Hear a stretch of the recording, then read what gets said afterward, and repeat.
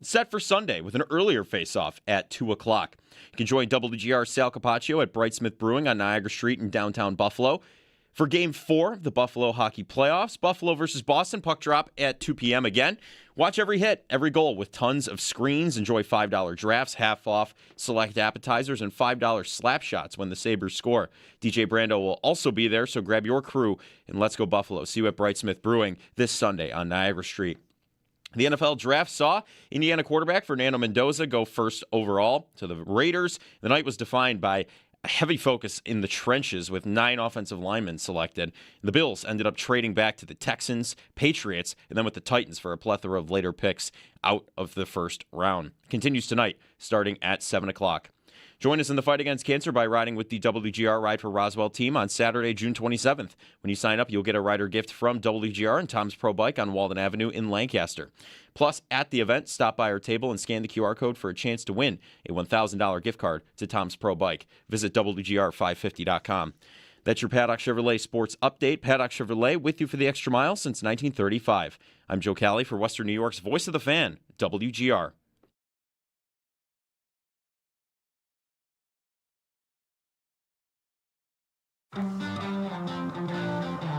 It's Jeremy White and Joe DB.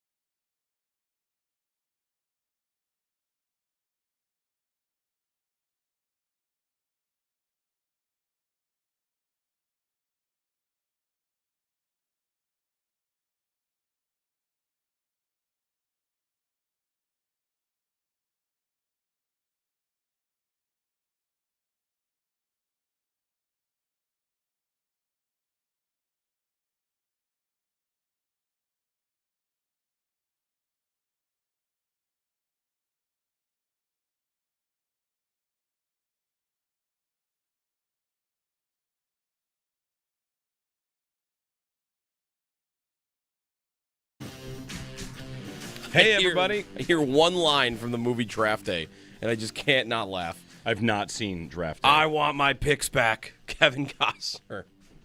Should I see Draft Day? Is it? You should see it once just for the How bad it is? absurdity of the movie. Yes. Yeah. Yes, you should. I have not seen Draft Day. I mean, you'll see more picks than you saw last night. Okay. So, yeah. Hey, everybody. Good morning. Jeremy and Joe.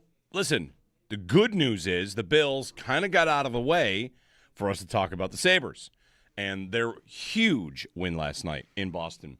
They made a couple trades down, and now 3 trades down, and now they have more picks today. So what's not to love? Lots of picks coming. They can get a haul, and off we go. They did decide to trade with a rival again. Again, yes, that's right. That part I don't love, but yeah, they've got two more picks than they originally had, and then there's move-ups from like the end of round 5 to the start of round 4, and from the bottom of round 3 to the top of round 3. So, yeah, they got a lot of stuff yesterday. I just I don't necessarily love when you're helping the Patriots fix their biggest need, which is protecting Drake May. Tackle, yeah. Yeah, I don't love helping them with that. Same logic with the Chiefs a couple years ago, but yeah, same. Me neither. But whatever. The trade down, their first trade down netted a big move, a surprisingly big move. Value wise, they did great. Yeah, and I saw that it was ranked as like on the value chart, which I've got my own issues with sometimes. On the value chart, it was like, oh, this is one of the biggest move ups in terms of how much you gained in a while. The Texans paid a lot, so they really wanted that guard. Took. A little bit of sense, right? Like they are horrific on the offensive line. Yep. So if he's the second best guard in the draft, are they going to miss those picks? Probably not. Yeah. But yeah, value wise, the Bills did great in that. That was the best trade of the 3. So we'll get to the Bills, we'll get to all that stuff. But the Sabres score a huge win, an absolutely huge win, and Alex Lyon goes in and does the job. One shaky goal, but only one goal. Right? Not one shaky goal and some you couldn't blame him for. One shaky goal, and that was it. Noah Ostlund goes in And holy cow, the kid's so good. He's Like, great. he's so good. They call him the masseuse, huh? All right. Tuck said he's the masseuse, and he's called the masseuse because he massages the puck. Was the explanation. Okay. I'll buy that. We like that as a nickname? I like the Wizard of Ost. I like that. I don't like that, though, because too long. the first letter of his name is an A, not an O. Right, it's Ostlund. So I don't like that we're signing up to mispronounce his name for life. Well, in that if we case, do he's that. the Wizard of Ost, isn't it? The Wizard of the Wizard. Okay, Is that better? the Wizard of maybe.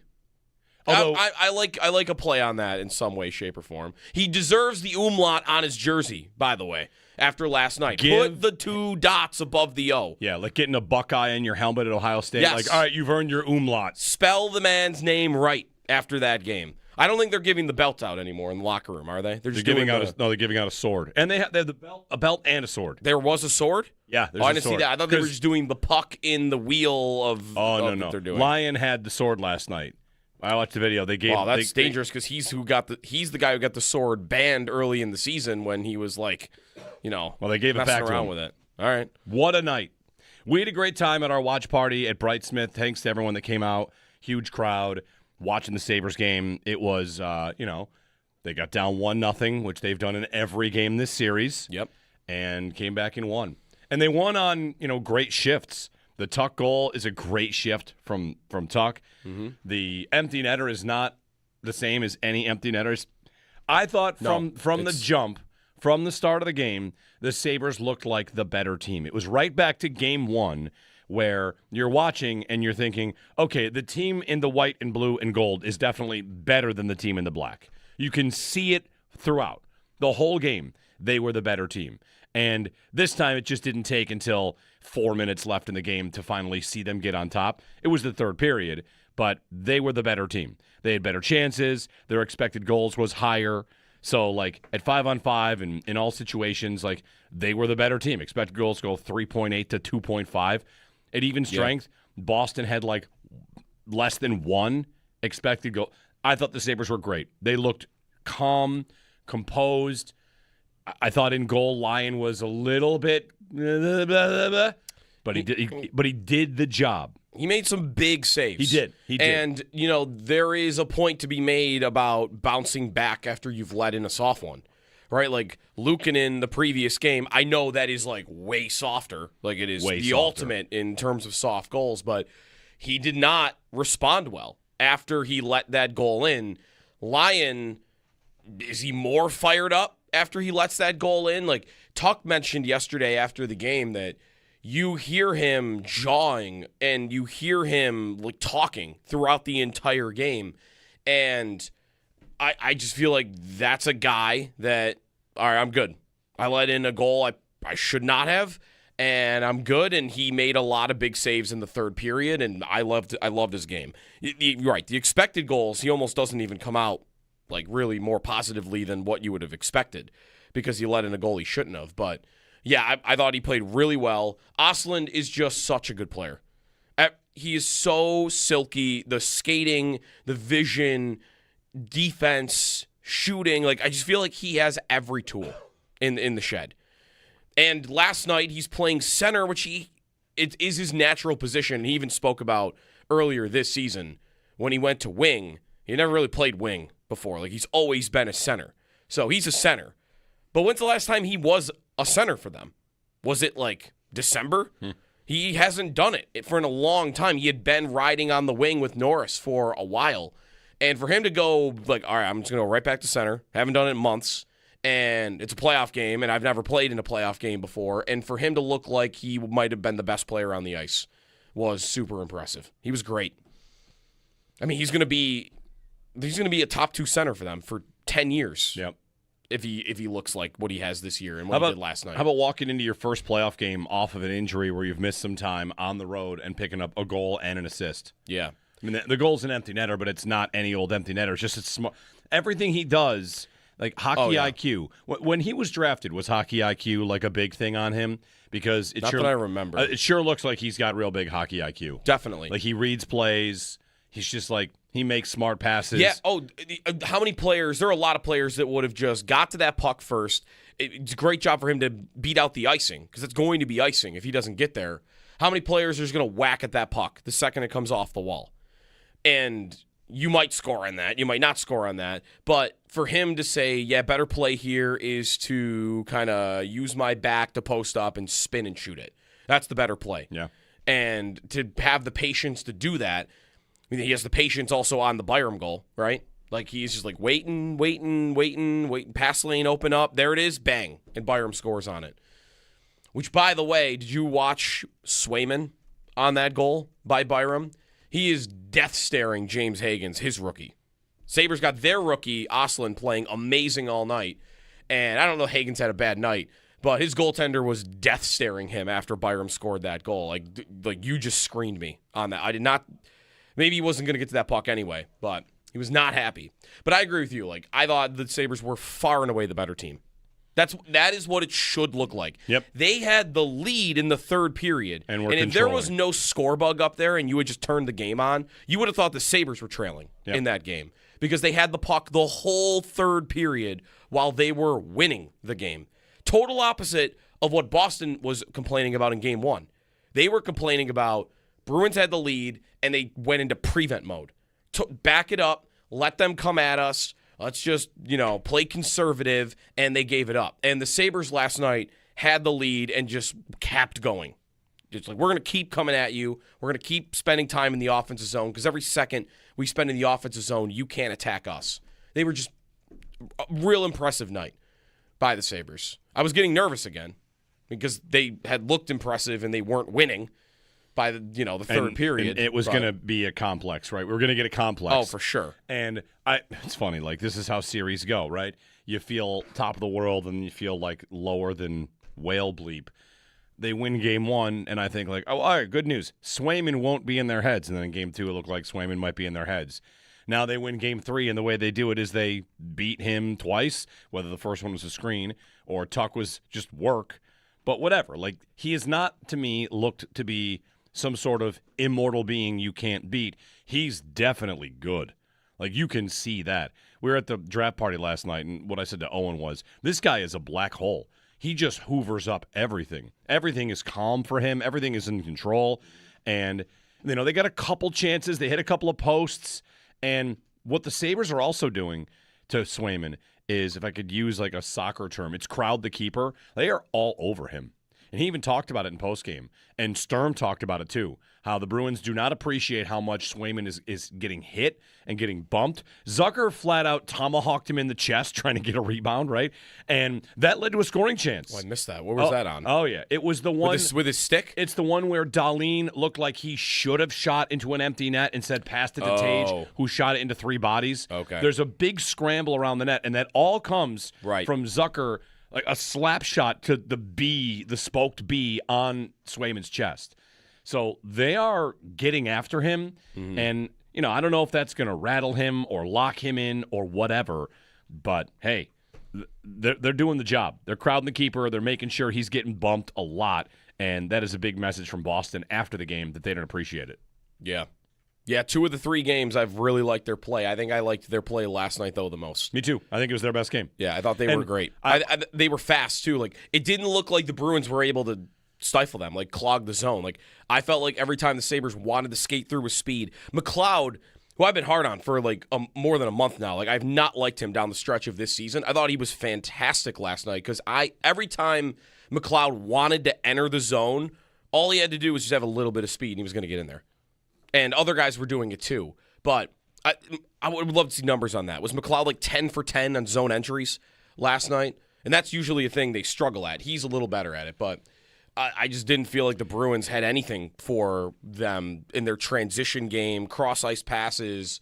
I just thought the Sabres did whatever they wanted to when it was, getting in the zone. And that was mostly a 5-on-5. Power play, I think it was a little bit better, right? Like they were able to get in the zone. I was just going to say, like, they weren't doing the drop pass as often. They did they did a couple times. That's right. They got away from it a couple times. Yeah, I want to say this, and I don't want anyone to get mad at me.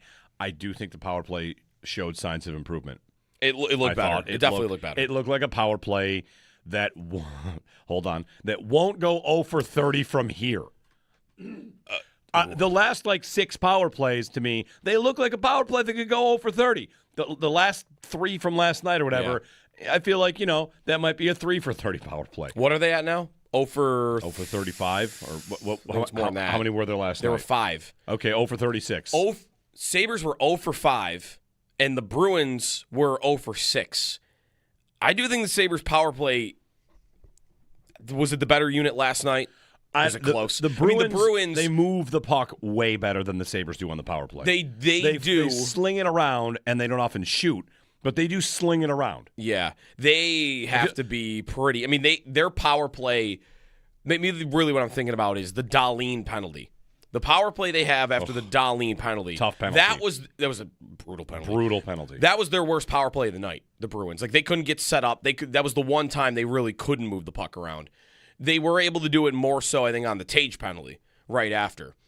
And if I'm a Bruins fan this morning, I'm feeling like lost opportunity because even though I did not play well all game, I didn't deserve to win that game. I got their 2 best players taking dumb penalties down the stretch, and I couldn't take advantage. And their power play is not much better. I mean, they're 2 for something, 2 for 20 in this series. And I would feel like I was able to get 2 power plays in the final 10 minutes of a playoff game. When usually it is, put the whistles away, and the Sabres top guys just made penalties that were so egregious that there is no put the whistles away. You're going to call penalties on that. And I couldn't get the job done. So if I'm the Bruins, I'm upset at my own power play last night. Yeah. And if I'm the Sabres, I feel great about my penalty kill. They were pressuring them. Timmins was a beast on both of them. And that's why he's in the lineup, isn't it? He's in the lineup for those penalty kills. Yep. 803-0550 on the Sabres. On the Bills, trading back 3 times. Give us a ring. 3 times. 3 times. We have had 3 draft parties, and they've traded out of the first round twice. 3 draft parties, 1 draft pick. That's right. Well, 3 round 1 draft parties. We had to have a day 2 party last year just because we needed to see some picks. We did. We had a great draft party on day 2 last year. I'm going to go to the sales staff this year and the offseason and say, all right, here's the plan. For our next draft party, part of the get-in price has to be first-round pick insurance. If they don't make a pick, you get $10 or $20. We've got to make some sort of, or there's a drawing for $1,000. Just first-round pick insurance. We need to have it at our next draft party because we do not get picks. No, they picked Max Hairston. It's wild. In 3 years. The funny part is, last night they picked before they were even on the clock twice. Right? The first one, they weren't even on the clock, or at least on ESPN. ESPN showed the pick is in twice, didn't they, with the Bills logo? That might have been the second 2. Anyway. Second 2? Anyway. Okay. A great night. It was a great night. Had a ton of fun. Yeah. And, if you are someone that wants the Bills to get a haul of players and think there's a lot of holes, they did good work to do that. On the Bills quickly, and then we'll get some calls in here. I have really kind of no big problems with what the Bills did. I've been spending the last couple weeks telling you that it bothers me, the universal acceptance that trading down is good. That just bothers me. I want to give it more of a, okay, this is what they're going to do. Let's see how it works. Mm-hmm. I don't really want to read that someone aced the first round by not picking a player. Yeah. Okay, you added pieces. Let's see if this is the best strategy. It's kind of like we won't know if this player will be good. I don't think we know whether or not trading down will end up being good or not. They didn't pass on too many guys because in between the 26th pick and where they're going to pick, there's only been 1 receiver, 1 edge, and 1 defensive tackle that have gone off the board. There'll be 3 more picks. If any of those 6 end up being awesome at a position of need, well, then the Bills passed on that guy. But, I think it's just reasonable to accept what they did. And at the same time think, we'll see. I'm not throwing parades for adding, I think they added 187 points in draft capital, which is not nothing. It's pretty good. What's 100? What's that equivalent to? What pick in the draft? 187 points is equivalent to a mid-third. Okay. Yeah. Adding a mid-third in value by everything they got. And most of that comes from the trade with Houston where they moved pretty much all the way up in the 3rd round. Right. So 803-0550 is our number. We'll get your calls in. We will talk about the draft, the Sabres, and a huge, huge win. Paul in Buffalo leads us off. Paul, good morning. Boy, that was Sabre hockey last night. So enjoyable to see after what was not the best effort in Game 2. It was smart. It was fast. It was hard on the forecheck. A couple things I want to point out how I know it's a playoff series. I hate the Bruins' fourth line. Tanner Jeannot is just killing us in a way some guys sometimes do in playoff series. Jordan Greenway's got his hands in his pockets around Tanner Jeannot. That fourth line, our fourth line has had good shifts against Pasta's line, and Greenway hit a post last night. But, man, Greenway, what happened to the guy that fought Tom Wilson? It's still a legendary fight to me. I need that guy to take out Jeannot, and we will win this series in 5 games. And I want to point out, I don't know how the refs are reffing this series after 3 games, and this is true of the whole playoffs. I mean, I got to point out, in his very first playoff shift, Risto got banged for a bogus cross-check or interference. I think they're calling ticky-tack, and then they miss one of the greatest elbows ever thrown in Sabre history. What an epic goal by Alex Tuck in his Conn Smythe campaign. And I want to point out my captain, who I thought might get missed. I thought he had a great game. Victor Arvidsson has been too good for the Bruins, so he flattened him. Charlie McAvoy, low-bridge Beck Malenstein, so he cleaned his clock. And Mark Kastelik has been part of a fourth line that has terrorized us, so he boarded him. That's my captain. The points are going to come in droves for him Sunday afternoon when we beat the snot out of the Bruins. Screw Boston. Have a great show, boys. Thanks, Paul. It was almost, you said Arvidsson there. It was almost the prophecy that I was worrying about. Like, this is the Arvidsson series. Where's my Arvidsson? He does not score on that penalty shot. The penalty shot, listen, Owen, want to take us through it quickly? Because he was live talking with us about, like, how that happened. Of all the breaks, you snap your stick on a breakout pass, and then Dahlin's like, all right, I'll kick the puck. Oh, no, he went that way. It's directly to him. Like a horrible break, and Lyon really lifts him up there. Really good read by him. I said, Sneaky, I think I said to you, as Arvidsson, like, curled around that side, I was like, he's going to shoot low blocker. Because that's a very common look. It's mechanically, that is a spot that's tough to get to. It was a really good job by Lyon. It looked like he knew the whole way.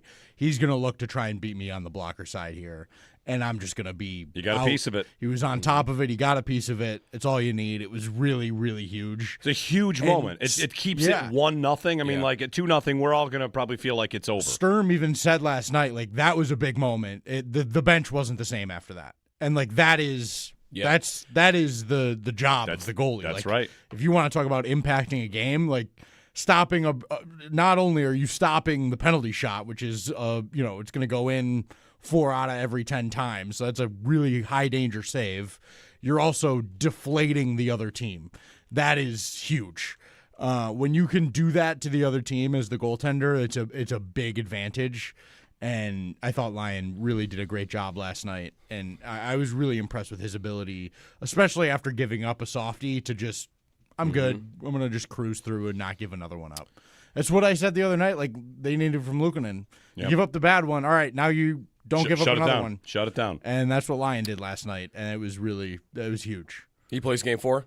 Yeah. Oh, yeah. Oh, yeah. 1,000%. Oh, 1,000%. 2 days to rest. Yep. And the like Owen said, like the way they responded after the penalty shot stop, he starts Game 4. Dahlin, by the way, Paul brought him up. I do think he was a lot better in this game, and I thought physically, you're definitely right. Like that Kastelik hit at the end, that was a monster hit, and he totally shut down a rush. Like puck's right out right after that happened. That was in the third period when you're defending a lead. When the Sabres last night when Dahlin was on the ice, they outshot the Bruins 11-4. And their expected goal share was 86%. So it was fantastic when he was out there. But that was the dumbest penalty I've ever seen him take. It was pretty bad. And he's taken some dumb penalties in his career.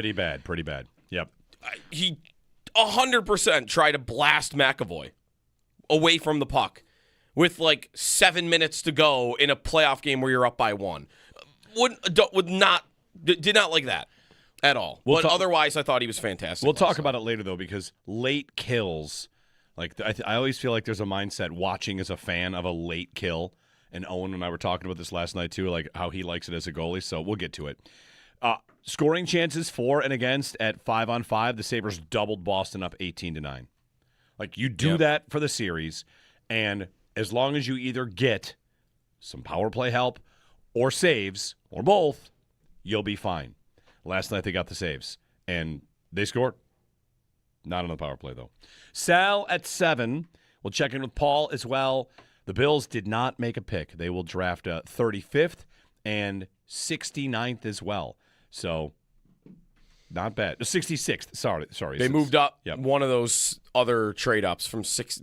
They moved up to 69, and then 69 moved up to 66. Gotcha. Yeah. Yeah, with Tennessee. So all the way up to 66. Well, the Titans they moved up to get a, what was it? I know that when it happened, they remember. said they were going to get receiver help, but it was not a receiver.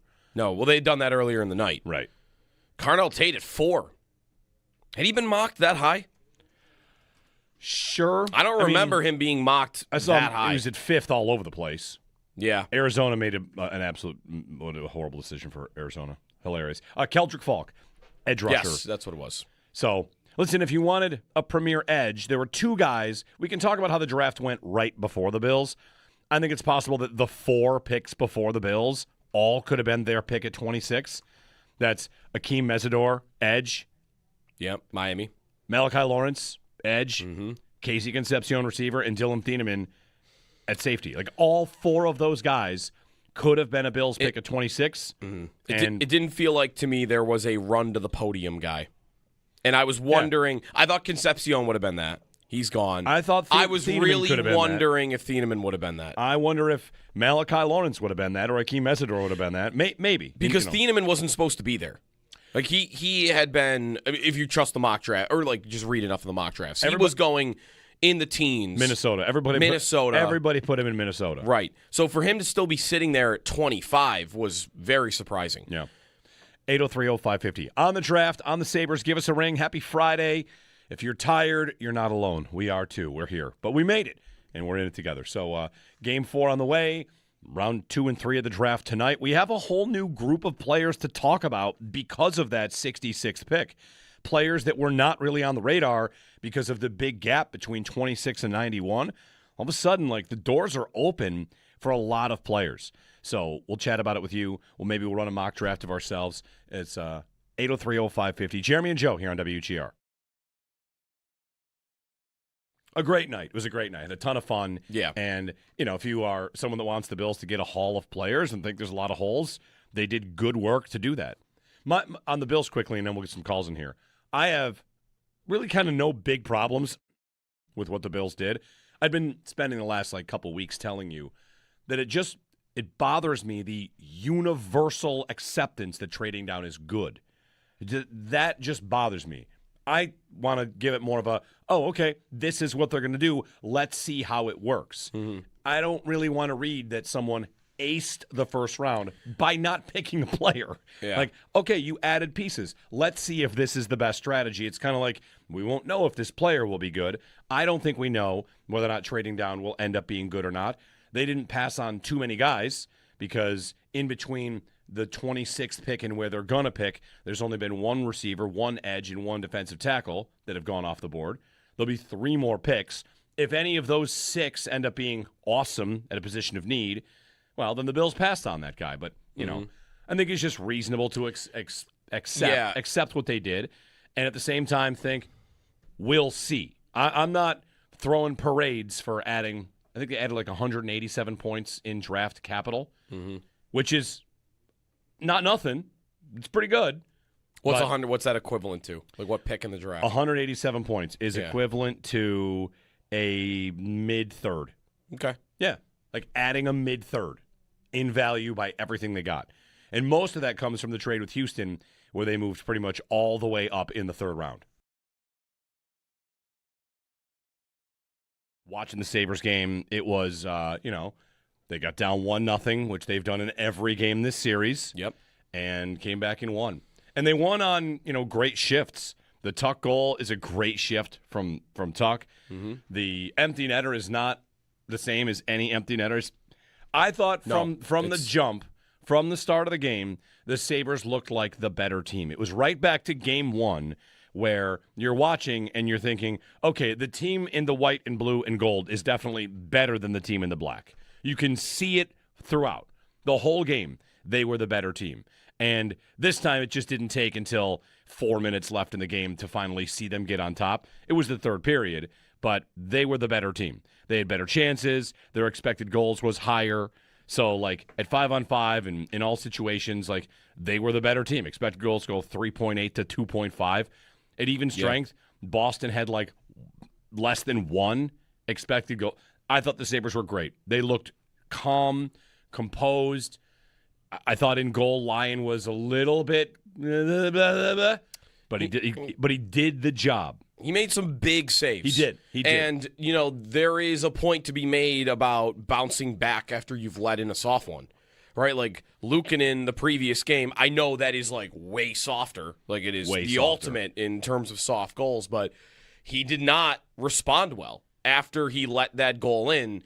Lyon, is he more fired up after he lets that goal in? Like, Tuck mentioned yesterday after the game that you hear him jawing and you hear him, like, talking throughout the entire game.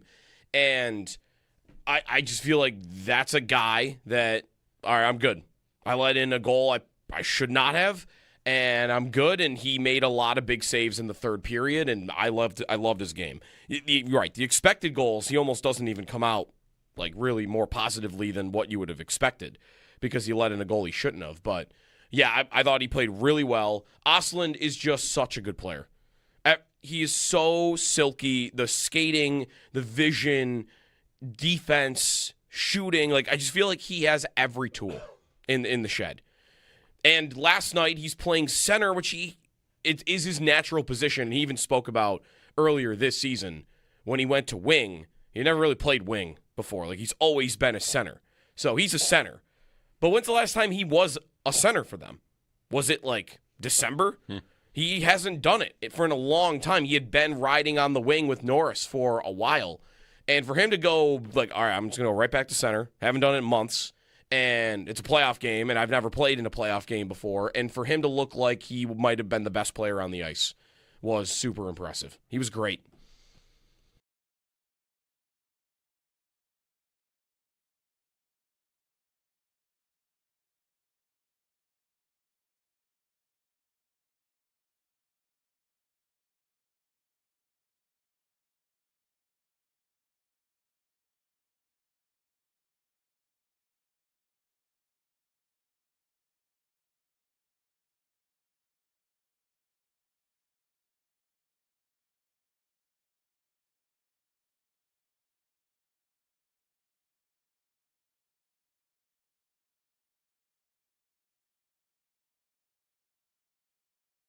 Krebs can't get the shot away. Tuck finds the puck.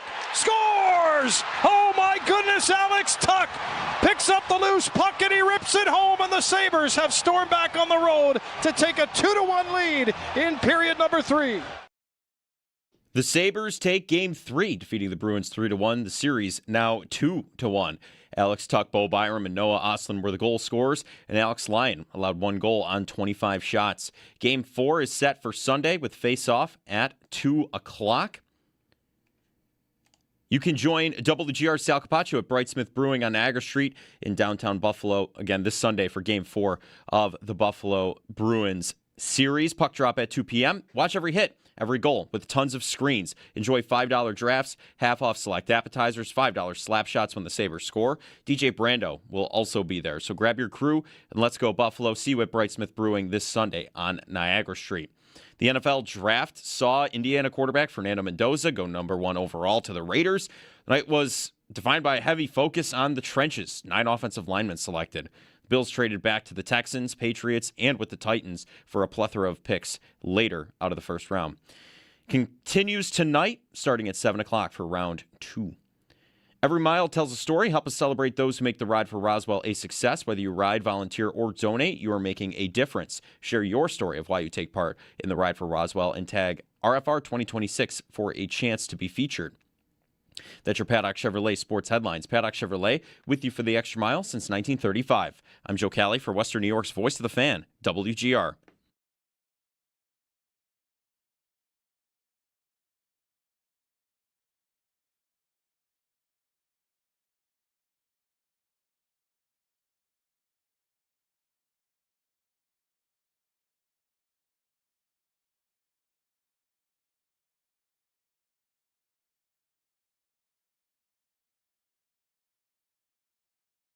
He dropped down and made sure that wasn't getting through, and now it's McAvoy on the right side.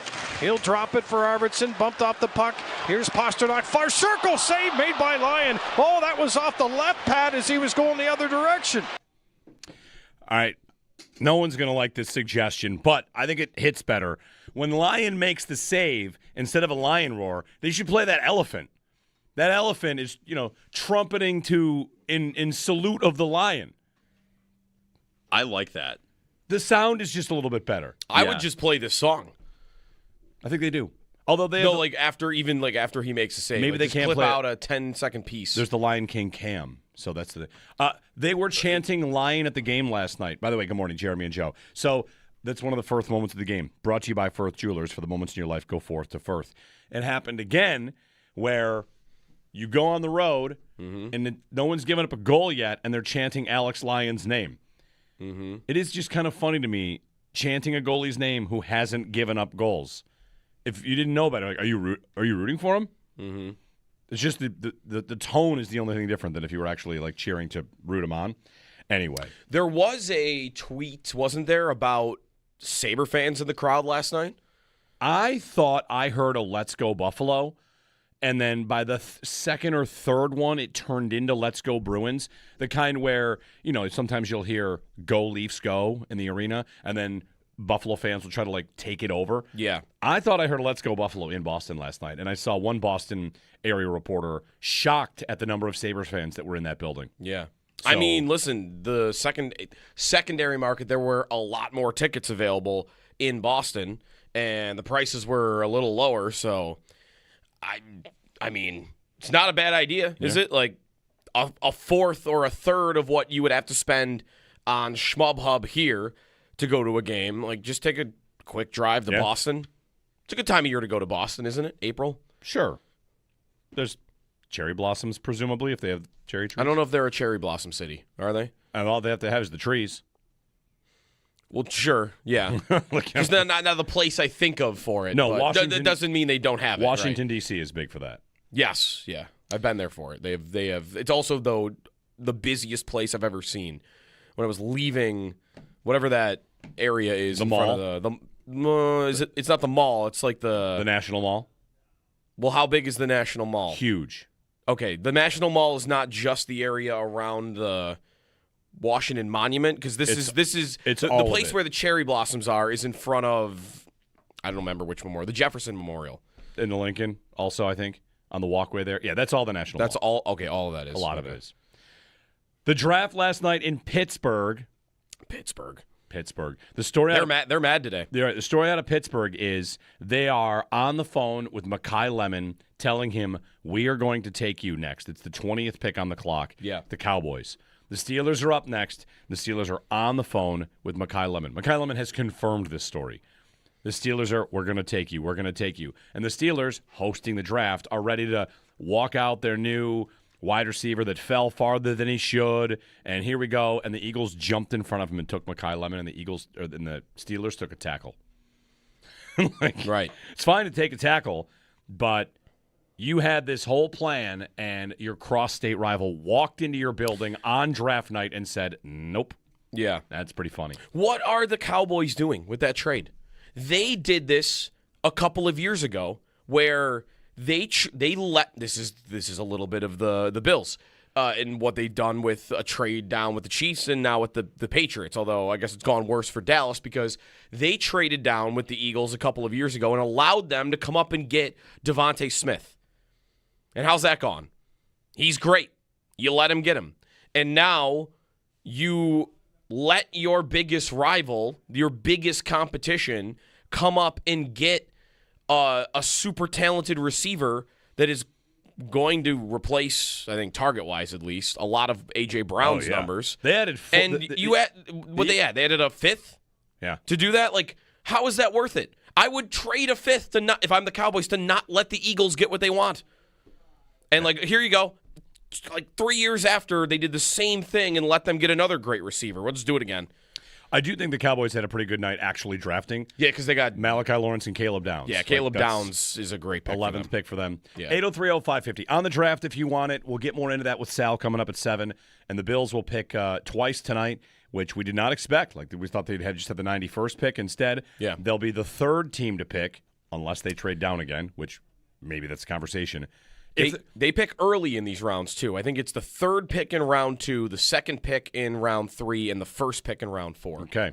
One thing to consider, if Brandon Beane does want to keep trading down, adding capital next year, I wonder if that was at any point a conversation. Like, hey, we'll move down and throw me a third if teams offered that next year. Just something to consider, because you only can have so many picks in a year that are worth it. You'd want to start to diversify into a future year. So, anyway, yeah. But on Casey Concepcion, very quickly, and back some calls. The wide receiver big board behind me, it has one name on it for a reason. Like, once Concepcion was gone at 24 to the Browns, which had been mocked 1,000 times and was kind of fully expected. Once he's gone, like, I'm not sitting here watching the Bills trade down thinking like, oh no, Omar Cooper. Oh, no. What about Denzel Boston, who they still might take somebody here with their third pick of the second round. Yeah. He wasn't there, and moving down a couple spots and moving up, like, I think it makes total sense. You know, it can be frustrating to not pick. It can be frustrating to trade with New England, but, you know, you can see why they did what they did. They just got to hit on the picks. Right. Like, if it stayed where they were when they traded with New England at 28, like, was there a guy you were hoping you wanted them? Like, someone asked me at our draft party, like, all right, who do you want here? Like, as the pick is in graphic went up and the Bills logo was still on the screen. And I'm like, I don't know. I think I'm Omar Cooper at this point. Like, I did not want the defensive tackle. I still don't want them to go defensive tackle. It could have been. I think I said, actually, Omar Cooper or Cassius Howell. Right. Like, those would be my top two guys, but I'm kind of open to them doing anything. There was nobody that got picked, though, whether it was the Texans taking the guard or, like, the Dolphins come up and jump the Bills to take a corner. Wouldn't do that. Good. Didn't need the tackle that New England took. It's the next three Peter picks. Woods was not an idea that I loved at all. The Chiefs took him. Like, there was Cooper was the only one that got picked in the final 6-7 picks of the first round where I thought, yeah, I would have liked that guy. Worth pointing out, though, like, this is the point about trading down, and I was arguing with someone far too late online last night about you cannot say you know that the player they would have taken is still there. It might be very likely. You can't say you know it. And because when the Bills trade down, by the way, they traded down from 26 to 28 to 31 to out. So there are two picks in there. The Chiefs get Peter Woods at defensive tackle. The Jets get Omar Cooper at wide receiver. Both of those are trades. So, you know, you move down 3 spots and 2 teams trade in, it's very possible the Bills player at 28 might have been Peter Woods. Like, maybe you didn't love the idea. I didn't love the idea. They might have. Yeah. They trade down, like, all right, nobody here wows us that we're they know. I'm not saying like they're getting blindsided. It's just, you know, maybe they thought this guy would get through. Somebody trades up and takes that guy. Like, all right, well, he's not there. I don't think they're worried about it. If they loved a player, they would take that player. So, more picks tonight. Anyway, back to the Sabres and Darren in Jacksonville. Darren, good morning. Good morning, guys. I just wanted to, first off, take a moment and say thank you and send some appreciation and love for all you guys down at the radio station. You guys are doing an amazing job. Thank you. Thanks. Secondly, I've been a fan of the Sabres for about 12, almost 14 years now, somewhere around there. And I just wanted to say, no matter how dire the situation looked for the team, I was always hopeful and always faithful to the team. I was always trying to be optimistic, and I was just hanging on regardless of the performance. And I think Lyon last night did an absolutely amazing job sticking on the net. Yeah, I liked Lyon a lot in that game. Oh, and did you feel like, what? Was there rust for him to shake off as you watched Lyon and net? The thing you say about him a lot is his ability to forget about something that went wrong, and that's the Jeannot goal for sure. Yeah. Otherwise, like, vintage Lion, like, what did you see in his game last night? Yeah, I thought he was good. I thought in the first period there were a couple of plays that were a little chasey. Like there was the one where he was down early and had to kind of chase it outside. He almost fell once. Yep, that's the one I'm talking about. Like he kind of went He got down over to quick. stop Pasternak. Pasternak didn't shoot it right away. Like That's Right. what made him fall. He Yeah. like lost an Oh, edge. it was that hesitation. Yeah. Yeah, and then he kind of stuck with it. It was a really good job. It was impressive skating technically to stay with that play. It was really cool. And then I thought as the game went, he settled in more and more and just kind of got to his very calm, very confident sort of, you gotta really beat me to beat me here. You're not gonna get an easy one by me. I thought he was really good. The Jeannot goal is not a good goal to give up off the half wall to the short side, low. It was a gross goal.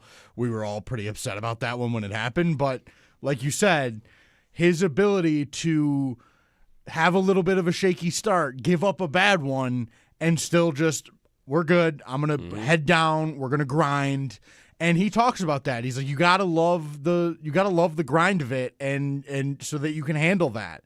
And that is, to me, maybe his biggest strength, is I don't ever feel like he is going to tank. He is going to be fine, always, if not good. Like, I was really impressed with his consistency. And then I thought as the game went, he made some big saves late that I thought were really impressive. Yep. A couple on the kill that were good. The one on Zaka. The one on Zaka one-timer. was really good. Yeah. Weird shot, too. Like, didn't go to a normal spot, but he still tracked it really well. That's always a thing I look at. Like, if your eyes are on the puck really effectively, that's always a good sign. I thought he tracked the puck really well yesterday. When was the play where there was a redirect in front of the net where the pass could have gone to like either of two Bruins? Yeah. And the guy that was in the middle was the one that deflected it. And then Lyon, I think maybe it was like pad on the post, and then he like shot out to like make sure like I'm not getting pushed in here. Yeah, he did a really was good late. job on that, playing strong, knowing playoff time, like they'll just try and jam me into the net like the Sabres did in game 1 against Swayman. Remember they had a power play, I think, early where they jammed him into the net, and it was like, whoa, this is a little freaky. He recognized like they might try and do something like that here. I loved his game. I really did. It was what you've seen all year from him. I'm going to give you what you need. Yeah. Just give me a little goal support and we'll be good. Let's ride. Quickly, I mentioned this earlier. Did you see Swayman after the Byram goal? Did you notice? Yes, the Hagens thing. The death stare at Hagens. Yeah, I hate that. You don't. I was just gonna ask you, like, when you would be screened by your own teammate on a goal, like, what kind of move is that? When you're a goal, like, I am going to stare you down. Talk to him in especially the intermission, when like dude. these guys are watching film after. Like, Yeah. the team's gonna see that. You've got plenty of time to address that with your rookie. You don't need to show him up in the playoffs on the ice. Like, dude. He immediately stared at him. Too. Right. It Like, was I quick. know he's been great, whatever. I get it. You don't show your guys up. It does not breed a good environment for now. Hagens is going to feel doubtful about everything he's doing in his own end because he knows if I make a mistake here, then I'm going to get a stick flung at my head by my goalie because he's a psycho.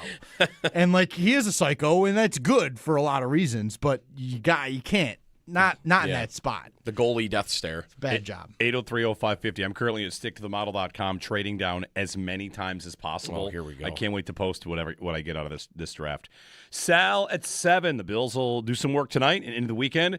Bunch of picks, bunch of capital. Sabres win. Jeremy and Joe, give us a ring here on WGR.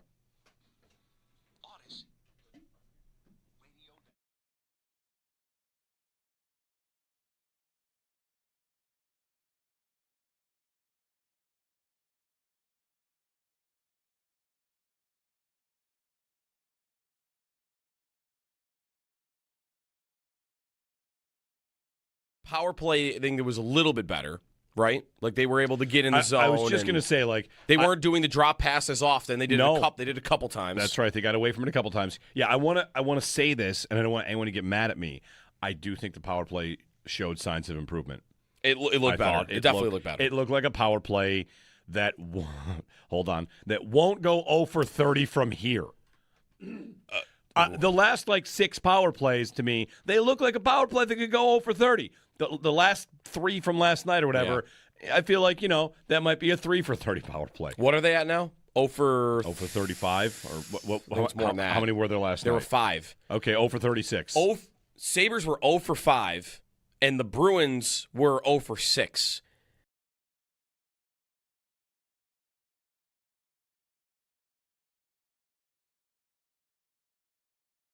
Watching the Sabres game, it was, they got down 1-0, which they've done in every game this series. Yep. And came back and won. And they won on, great shifts. The Tuck goal is a great shift from Tuck. Mm-hmm. The empty netter is not the same as any empty netters. I thought from the jump, from the start of the game, the Sabres looked like the better team. It was right back to game 1 where you're watching and you're thinking, okay, the team in the white and blue and gold is definitely better than the team in the black. You can see it throughout. The whole game, they were the better team. And this time it just didn't take until 4 minutes left in the game to finally see them get on top. It was the third period, but they were the better team. They had better chances. Their expected goals was higher.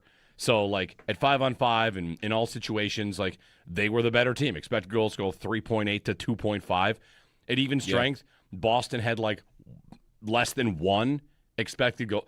I thought the Sabres were great. They looked calm, composed.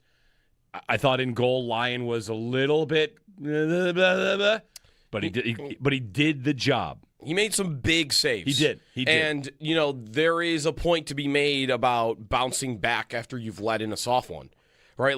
Luukkonen the previous game, I know that is, way softer. It is way the softer. ultimate in terms of soft goals, but he did not respond well after he let that goal in. Lyon, is he more fired up after he lets that goal in? Tuck mentioned yesterday after the game that you hear him jawing and you hear him talking throughout the entire game. And I just feel like that's a guy that, all right, I'm good. I let in a goal I should not have, and I'm good. And he made a lot of big saves in the third period, and I loved his game. You're right. The expected goals, he almost doesn't even come out really more positively than what you would have expected because he let in a goal he shouldn't have. But yeah, I thought he played really well. Ostlund is just such a good player. He is so silky. The skating, the vision, defense, shooting. I just feel like he has every tool in the shed. And last night he's playing center, which it is his natural position. He even spoke about earlier this season when he went to wing. He never really played wing before. He's always been a center. So he's a center. But when's the last time he was a center for them? Was it December? He hasn't done it for a long time. He had been riding on the wing with Norris for a while. And for him to go all right, I'm just going to go right back to center. Haven't done it in months. And it's a playoff game, and I've never played in a playoff game before. And for him to look like he might have been the best player on the ice was super impressive. He was great.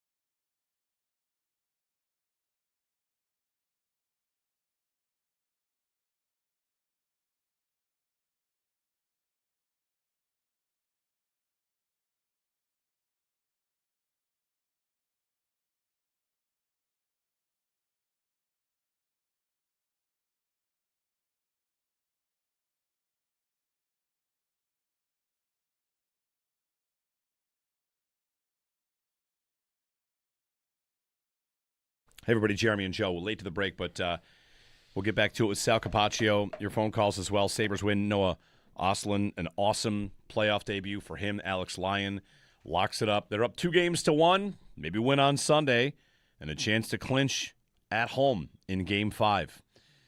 Great night for the Sabres. And the Bills are going to get to work tonight. We'll talk about ideas with Sal, how the board has fallen.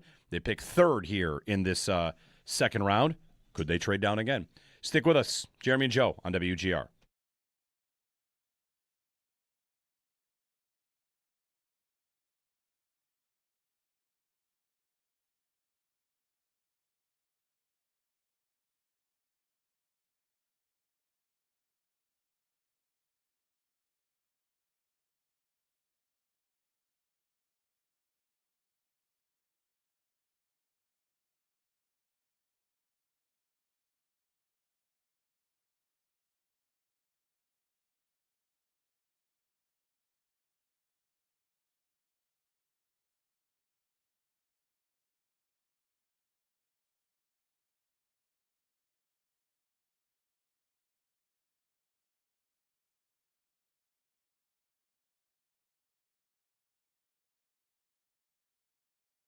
Power play, I think it was a little bit better, right? Like they were able to get in the zone. I was just going to say, like, they weren't doing the drop pass as often. They did they did a couple times. That's right. They got away from it a couple times. Yeah, I want to say this, and I don't want anyone to get mad at me. I do think the power play showed signs of improvement. It looked better. It definitely looked better. It looked like a power play that that won't go 0 for 30 from here. The last 6 power plays to me, they look like a power play that could go 0 for 30. The last 3 from last night or whatever, I feel like, that might be a 3 for 30 power play. What are they at now? 0 for 35? Or more than that. How many were there last night? There were 5. Okay, 0 for 36. Sabres were 0 for 5, and the Bruins were 0 for 6.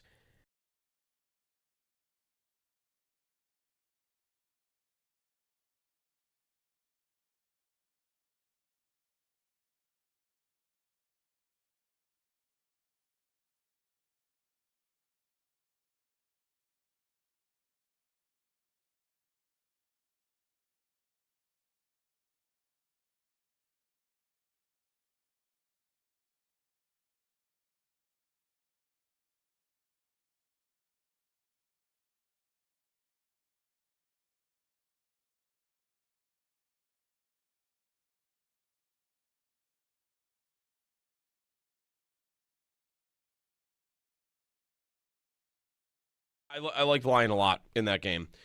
Oh, and did you feel like, what? Was there rust for him to shake off as you watched Lyon and net? The thing you say about him a lot is his ability to forget about something that went wrong, and that's the Jeannot goal for sure. Yeah. Otherwise, vintage Lyon, what did you see in his game last night? Yeah, I thought he was good. I thought in the first period there were a couple of plays that were a little chasey. Like there was the one where he was down early and had to kind of chase it outside. He almost fell once. Yep, that's the one I'm talking about. Like he kind of went down. He got over to stop Pasternak. Pasternak didn't shoot it right away. That's what made him fall. He lost an edge. Oh, it was that hesitation, yeah. Yeah, and then he kind of stuck with it. It was a really good job. It was impressive skating, technically, to stay with that play. It was really cool. And then I thought as the game went, he settled in more and more and just kind of got to his very calm, very confident sort of, you gotta really beat me to beat me here. You're not going to get an easy one by me. I thought he was really good. The Jeannot goal is not a good goal to give up. Off the half wall to the short side, low. It was a gross goal. We were all pretty upset about that one when it happened. But like you said, his ability to have a little bit of a shaky start, give up a bad one, and still just, we're good. I'm going to head down. We're going to grind. And he talks about that. He's like, you got to love the grind of it and so that you can handle that. And that is, to me, maybe his biggest strength, is I don't ever feel like he is going to tank. He is going to be fine, always, if not good. Like, I was really impressed with his consistency. And then I thought as the game went, it kind of he made some big saves late that I thought were really impressive. Yep. A couple on the kill that were good. The one on Zaka. The one on Zaka was really good. Yeah. Weird shot, too. Like, didn't go to a normal spot, but he still tracked it really well. Mm-hmm. That's always a thing I look at. Like, if your eyes are on the puck really effectively, that's always a good sign. I thought he tracked the puck really well yesterday.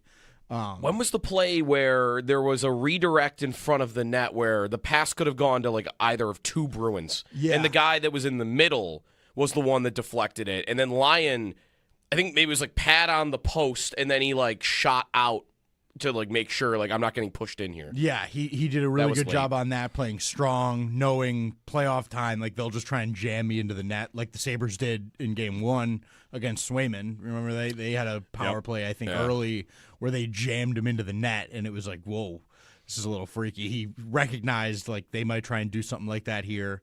I loved his game. I really did. It was what you've seen all year from him. I'm going to give you what you need.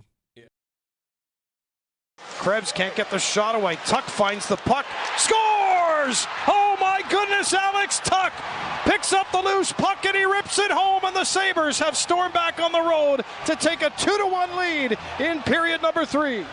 The Sabres take Game 3, defeating the Bruins 3-1. Series is now 2-1 in the Sabres' favor. Alex Tuck, Bo Byram, and Noah Ostlund, they were the goal scorers, and Alex Lyon allowed 1 goal on 25 shots. Game 4 set for Sunday with an earlier face-off at 2 o'clock. Join Brian Koziel and Owen Parker live this Sunday from 11 to 2 at Hamburg Taproom for pregame coverage of Game 4 and more. Enjoy $5 22-ounce Bud Light and Blue Light specials, plus neutral vodka seltzer bucket specials. 5 for $25, presented by Neutral Vodka Seltzer. Keep it tasty this playoff season. The NFL draft saw Indiana quarterback Fernando Mendoza go number 1 overall to the Raiders. The night was defined by heavy focus on the trenches. 9 offensive linemen were selected. The Bills traded back to the Texans, then the Patriots, then with the Titans for a plethora of later picks out of the first. It continues tonight starting at 7 o'clock. Coverage will be right here on WGR with Nate Geary, Zach Jones, and Derek Kramer. In baseball, the Yankees, they sweep the Red Sox at Fenway after their 4-2 win yesterday. The Mets have strung 2 wins together now, beating the Twins 10-8. And the Blue Jays, they're back in action today, hosting Cleveland at 7:07. You're ready to tee off without breaking the bank? The WGR VIP golf card gets you 8 amazing golf experiences valued at $321, but you can grab it now for just $129. That's 60% off. A portion of proceeds benefits PGA Hope. Get all of the details in your card today at getmyperks.com. That's your Paddock Chevrolet Sports Update. Paddock Chevrolet, with you for the extra mile since 1935. I'm Joe Cali for Western New York's Voice of the Fans, WGR.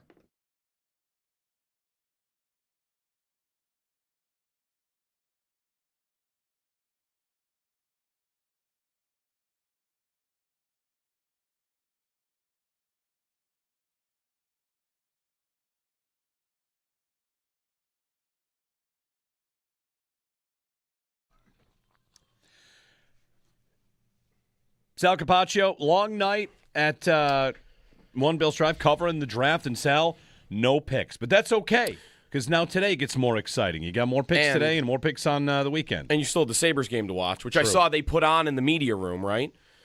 Oh, yeah. Question, it wasn't though. just on in the media room. It was on the podium. So when you watch, like, Brandon Beane, well, he didn't come out last night, but, you know, when you see the press conferences when we're down there, there's a big – now, it used to be just that banner behind them. Now it's a digital board, right? The digital board turned into a big screen TV for the Sabres game. Nice. Right. Question, when you are all watching the game in the media room, is it press box rules? Is there cheering or are there not? I'm going to tell on goals? myself. Yeah. I'm going to tell on myself here, okay? I'll tell you the story. So because it was, I sit kind of more in the back, and people are working, so you don't want to put the sound on real loud, right? Yep. Okay. So I actually put the game on my computer as well, and I put the sound in my ears so I could hear, and I actually was able to sync it up a little pretty good. So I'm like, all right, I can watch that. But then a couple times because they go to commercial and I have to go and do something, I have to restart it. When the Tuck goal was scored, I was about 10 seconds behind the big board watching on my computer. Mm-hmm. And I let out a, yeah, like that. And then I go, oh, my God, I'm so sorry.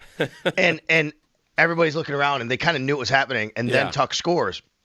Well, Bove turns to me, and he goes, it's much better than the alternative. You could have yelled something else. I'm glad you yelled that. Yeah. So I felt really bad, so I told him myself, yes. So I think, Joe, I think we're kind of caught in the no, there's no press box rules necessarily. It could have been a party. Nobody would have cared, right? But I did that. I'll tell you, our draft party, so we were at Brightsmith, which you're going to be there Sunday for a watch party for Game 4, right, Sal? You're at Brightsmith? Yes, I will. I'll be at Brightsmith on Niagara Street at 2 p.m. on Sunday, yes. We were there last night with a big Sabres watch party and draft party, And, we had the Sabres game on the two big screens, and we kind of went in and asked, should the draft be on one of these? And everything like, no. Like, it's fine. Let us know what's happening. We would, pop in every few minutes, here's who got taken. Like during commercial breaks. Yeah, commercial break. It's hey, by the way, everyone, Ty Simpson went to the Rams, which was, it's got to be the shock of the first round. But anyway, the game ends, and then the draft party begins. And, we see the trades down, which, we've been through that before. Sal, let's get to the idea of the trades down. I think most people support the idea of adding more value. They were without a second-round pick because of the DJ Moore trade. Do you think my hypothesis here, if there is one, is, of course, there's a player that was taken before them that they probably would have been like, oh, wow. Make it Caleb Downs, make it Reuben Bain. I'm not even making any accusation, but the 4 picks right before them are 4 guys that I think could have been feasibly in their sights, and a trade down might have been something they thought about because they thought our guys won't make it here. And whether that's Dylan Thieneman or Malachi Lawrence or Casey Concepcion or Akeem Mesidor was another one. Those 4 guys were all positions we think they will attack that went right before them, and maybe not, but I feel like, the run before might have been an easy decision for Brandon Beane to trade down, or it might have just been that Houston paid an incredible price. Right. That was a big price for the Texans to move up 2 spots, for the Bills to basically move from the back of the third to the front of the third. So it's a great question, and it's what we would love to know, but I don't think we'll get the actual specific answer, which is understandable from Brandon Beane. I wrote about this at WGR550.com, which is this. What we'd love to know, and I don't think we will actually know this, and maybe he can give us a general sense and we can figure it out. When did he decide to move? That's the key point, right? So, because, Jeremy, you're right. He could have been literally, oh, my God, Casey Concepcion and Dylan Thieneman. We're going to have our choice of one of these guys. Oh, my God, I can't believe they just went 24 and 25. Yeah. They're both gone. It could have been that. There's no doubt about it. He could have decided, he could have been ready with the card in his hand with something written on it. Those guys get taken, and he says, I got to trade out of this spot. He also could have decided maybe midway through the round, as we've talked about, far less first-round graded players than normal. Hey, you know what? This is kind of going the way we thought. We're not going to have anybody there. Let's just start working the phone lines now. We only get 8 minutes more on the clock. Let's just make sure we're ready. Let's move out. What's the best trade we can get? Or, guys, it's possible this was the plan all along. And as I wrote yesterday, hours before the draft, best case scenario is the Bills move down. Look, I know, and the reason I say that is because it's just conventional wisdom that this draft did not hold the type of talent and the value at 26 that you would get in many other drafts. So the draft, to me, the draft is about value. The draft is about getting the best players at closest to the proper value you can get those players. And if you're even a month out going, man, I just don't like where we're sitting here with the lack of talent that's going to be available, you start to talk to teams at the combine, at the owners' meetings, and say, we're really thinking about maybe moving out of 26. Let us know if there's a guy, at that time. We'll start. I think it's very possible that could have happened here. Yeah, really, you're right. We'll never know 100%. You can also really read into, what you got. That could be part of it, too, right? If you have a run to the podium guy and a team wants to get into your spot, you're going to have to you're gonna have to make it worth my while because I love a player here. And that's right. The Texans, again, it's guesswork, but the Texans paid a price as though the Bills liked the guy there, because that's a good point. To move up 2 spots and get that much movement in the third round and get a 5th round pick on top of it. I would believe more, Sal, they had a guy they loved there, and the Texans had to pay a premium to get it. Versus, you could look at the New England trade and say, they didn't really do great value-wise there, and on some of the value charts, you just get a late 4th for making that deal. Yeah. So it's all guessing at it, but it kind of comes down to, I think, that the Houston trade is the one where they did the best. Absolutely possible, Joe. They may have, hey, we really like a guy. You got to pay us. They also could have just had a lot of bids. Right. Yeah, that's a good point. Maybe there were 5 teams who wanted that spot versus another. And the Bills trade. Just said we're gonna just make sure that we get the most value we possibly can. Oh my God, we're moving up all the way from the bottom of the 3rd round to the top of the 3rd round. Yep. Yeah, let's go do that. So Right. These are questions that I am very interested in. And again, I don't know if we'll get these proper specific answers from Brandon Beane when he does talk, later tonight after the draft. But A, when did you decide? And really, B, was it about what you said? Oh, man, we just really need something to move out of this spot. Or, wow, we got a lot of people. Come over here and tell me what you got. What are you going to give me? Right. Another thing, Sal, about this that's interesting, and this is what we can move to here, what you think happens from here. They'll pick early tonight. They have the third pick in the second round that used to belong to Tennessee.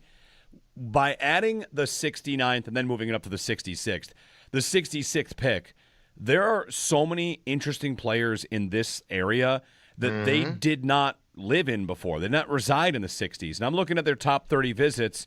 If they really liked Chris Bell, a wide receiver out of Louisville who had an ACL, they love this dude. Like, we can't take that guy in the first round, and we probably won't have to. So let's find a way into the 60s and see if we can get him. Or that's Josiah Trotter, the linebacker from Missouri, who they had in for a visit. Or Grayson Halton, defensive tackle, Oklahoma. Maybe he's now that third-round pick. So, I think you can make a ton of sense of what they did here.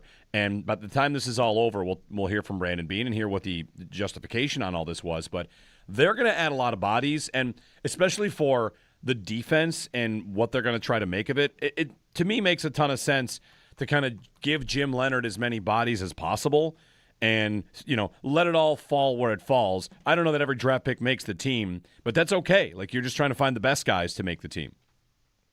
They have 9 picks now, and I agree with you, Jeremy. Like, you're now in the kind of more the sweet spot of where you think the value is, right? And even Brandon Beane told us that last week. If you're paying attention to him, he said this.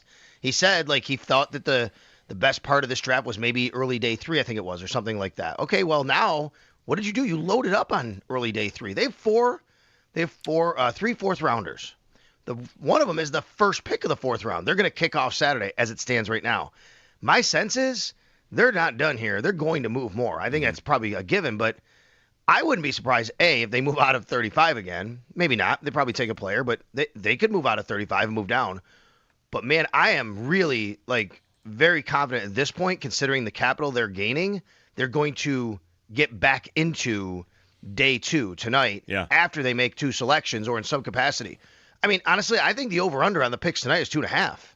I think they go over that. They probably go to 3 picks tonight because of the capital they're gaining, and this is where the value lies. Now, you walk away from this draft instead of, okay, 1 player at 26 and then nothing until the 3rd round, you walk away with 3 players between rounds 2 and 3. And again, I think in a weaker, top of draft, I don't know how that's a bad thing. I think it's a smart thing. If you're upset about this, I totally get it because maybe why would anybody be upset? Because A, you love a player and thought the Bills have to take this guy and they didn't get him and he's gone. I totally understand that. If you believe a guy's going to be a superstar in this league, that's fine. Or you just think that, you know what, you're sitting at 26 and you're letting talent pass by you in lieu of trading down to get more picks. That's just not getting, as people say, difference makers. My counter to that is this draft doesn't really have those difference makers compared to other drafts that you might be thinking in that same terms, basically. And that's where I think, Sal, the 4 guys that went before the Bills picked versus the guys that were picked after they traded down is important for, how fans feel about it. Because I think if KC Concepcion had been there and they'd done all of this, then it would be more polarizing. I think, honestly, even if the Oregon safety, Thieneman, was there, then it would have been more of a conversation because no one thought he would still be there. Same with Malachi Lawrence. I feel like a lot of people got to him, and he goes before them. But the guys that got picked after the Bills make those trades, who are you really upset about them not taking? It was a tackle. It was a corner. You could have got to Omar Cooper. To me, unlike the Keon Coleman trade where there were guys that were taken, you're like, whoa, wait a minute, what are we doing here? Right. You were upset because there were guys you liked after the trade. Right. And I to hear your thoughts on this part of it. This kind of goes back to that Chiefs trade. I think if there are any people that are upset, it would only be that why are you helping New England get what they wanted, which is kind of, just a 2.0 version of the Worthy Coleman conversation. On the value chart, again, there are 10 value charts, so you can pick the one that you like the best, which one, makes you look the best. That was a trade that was not a ton of value. They dropped 3 spots and they got a late pick. But again, like you said, Sal, they now have 3 fourths and 2 fifths, and it wouldn't shock me at all if, we're getting to the second half of the 3rd round here and they move up from 101 and package 125 with it. Like that gets you into the 90s where you were picking initially before the Houston trade. So, I think universally everybody understands Houston did give up a ton. Yeah. I mean, you think about that move up for the Bills. In fact, unfortunately, it was a bit of a typo, I think, Tom Pelissero. So, like, we all were looking at it, and we're all figuring out, we're all scrambling, and he wrote 66 or 63. So we're all like, oh, my God, they got into the second round. Like, they just got a second-round pick out of this deal. And then he corrected the tweet to say 69, pick number 69. You realize, wait, that's top of the third round. But it is still – guys, they have – think about this now. You said it's an early third-round pick. They have the third pick of the second round, the second pick of the third round, and the first pick of the fourth round. These aren't just the second and third and fourth round picks. These are the earliest picks you can have basically in these rounds. Like they did add a lot of draft capital and draft value. But again, what is that worth to a lot of people? There's fans out there going, I don't care about the value. Yep. I want a player at 26 who's going to be better than the player at 35. And that's fine. I also thought of it this way. It was part of the reaction, and what made it interesting, and maybe people are upset too, I don't know, is there were 3 trades to get there. Like, if the Bills had made one trade to go down 9 spots, which teams do sometimes, if they had gone from 26 to 35 and just got a couple of picks in return, maybe it feels different than being on the clock and trading, being on the clock and trading. Right. My poor buddy Josh Reed, I'm not kidding you guys. We're in the media room. He's on Channel 4, and every time they went to him for a live hit, basically, he's like, okay, the Bills just traded down again. Back to you. Yeah. So it was like it was one of those nights. You just, oh my God, here they go again. What are we doing here? From a standpoint of how do we manage this? What are we doing? This is the third time I can remember doing it kind of like this. Of course, the Coleman one is one. They trade down a couple times. And do you remember the other one, Sal? Trade down, man. Cook? It's James Cook. Yeah, second In round. the second round there, they traded down multiple times, and they land on James Cook, who ends up being a heck of a player. So, there's no doubt they can still get a good player. Sal, if you're looking at the board, let's get to this now. Who do you like right now if they're going to stick and pick at 35? They'd have the third pick tonight going into round 2. Is there a name that jumps out, whether it's the defensive tackle Christian Miller, he's still there, or... How about the guy I had them taking yesterday? He's still there. Right. Caden McDonald. Caden McDonald.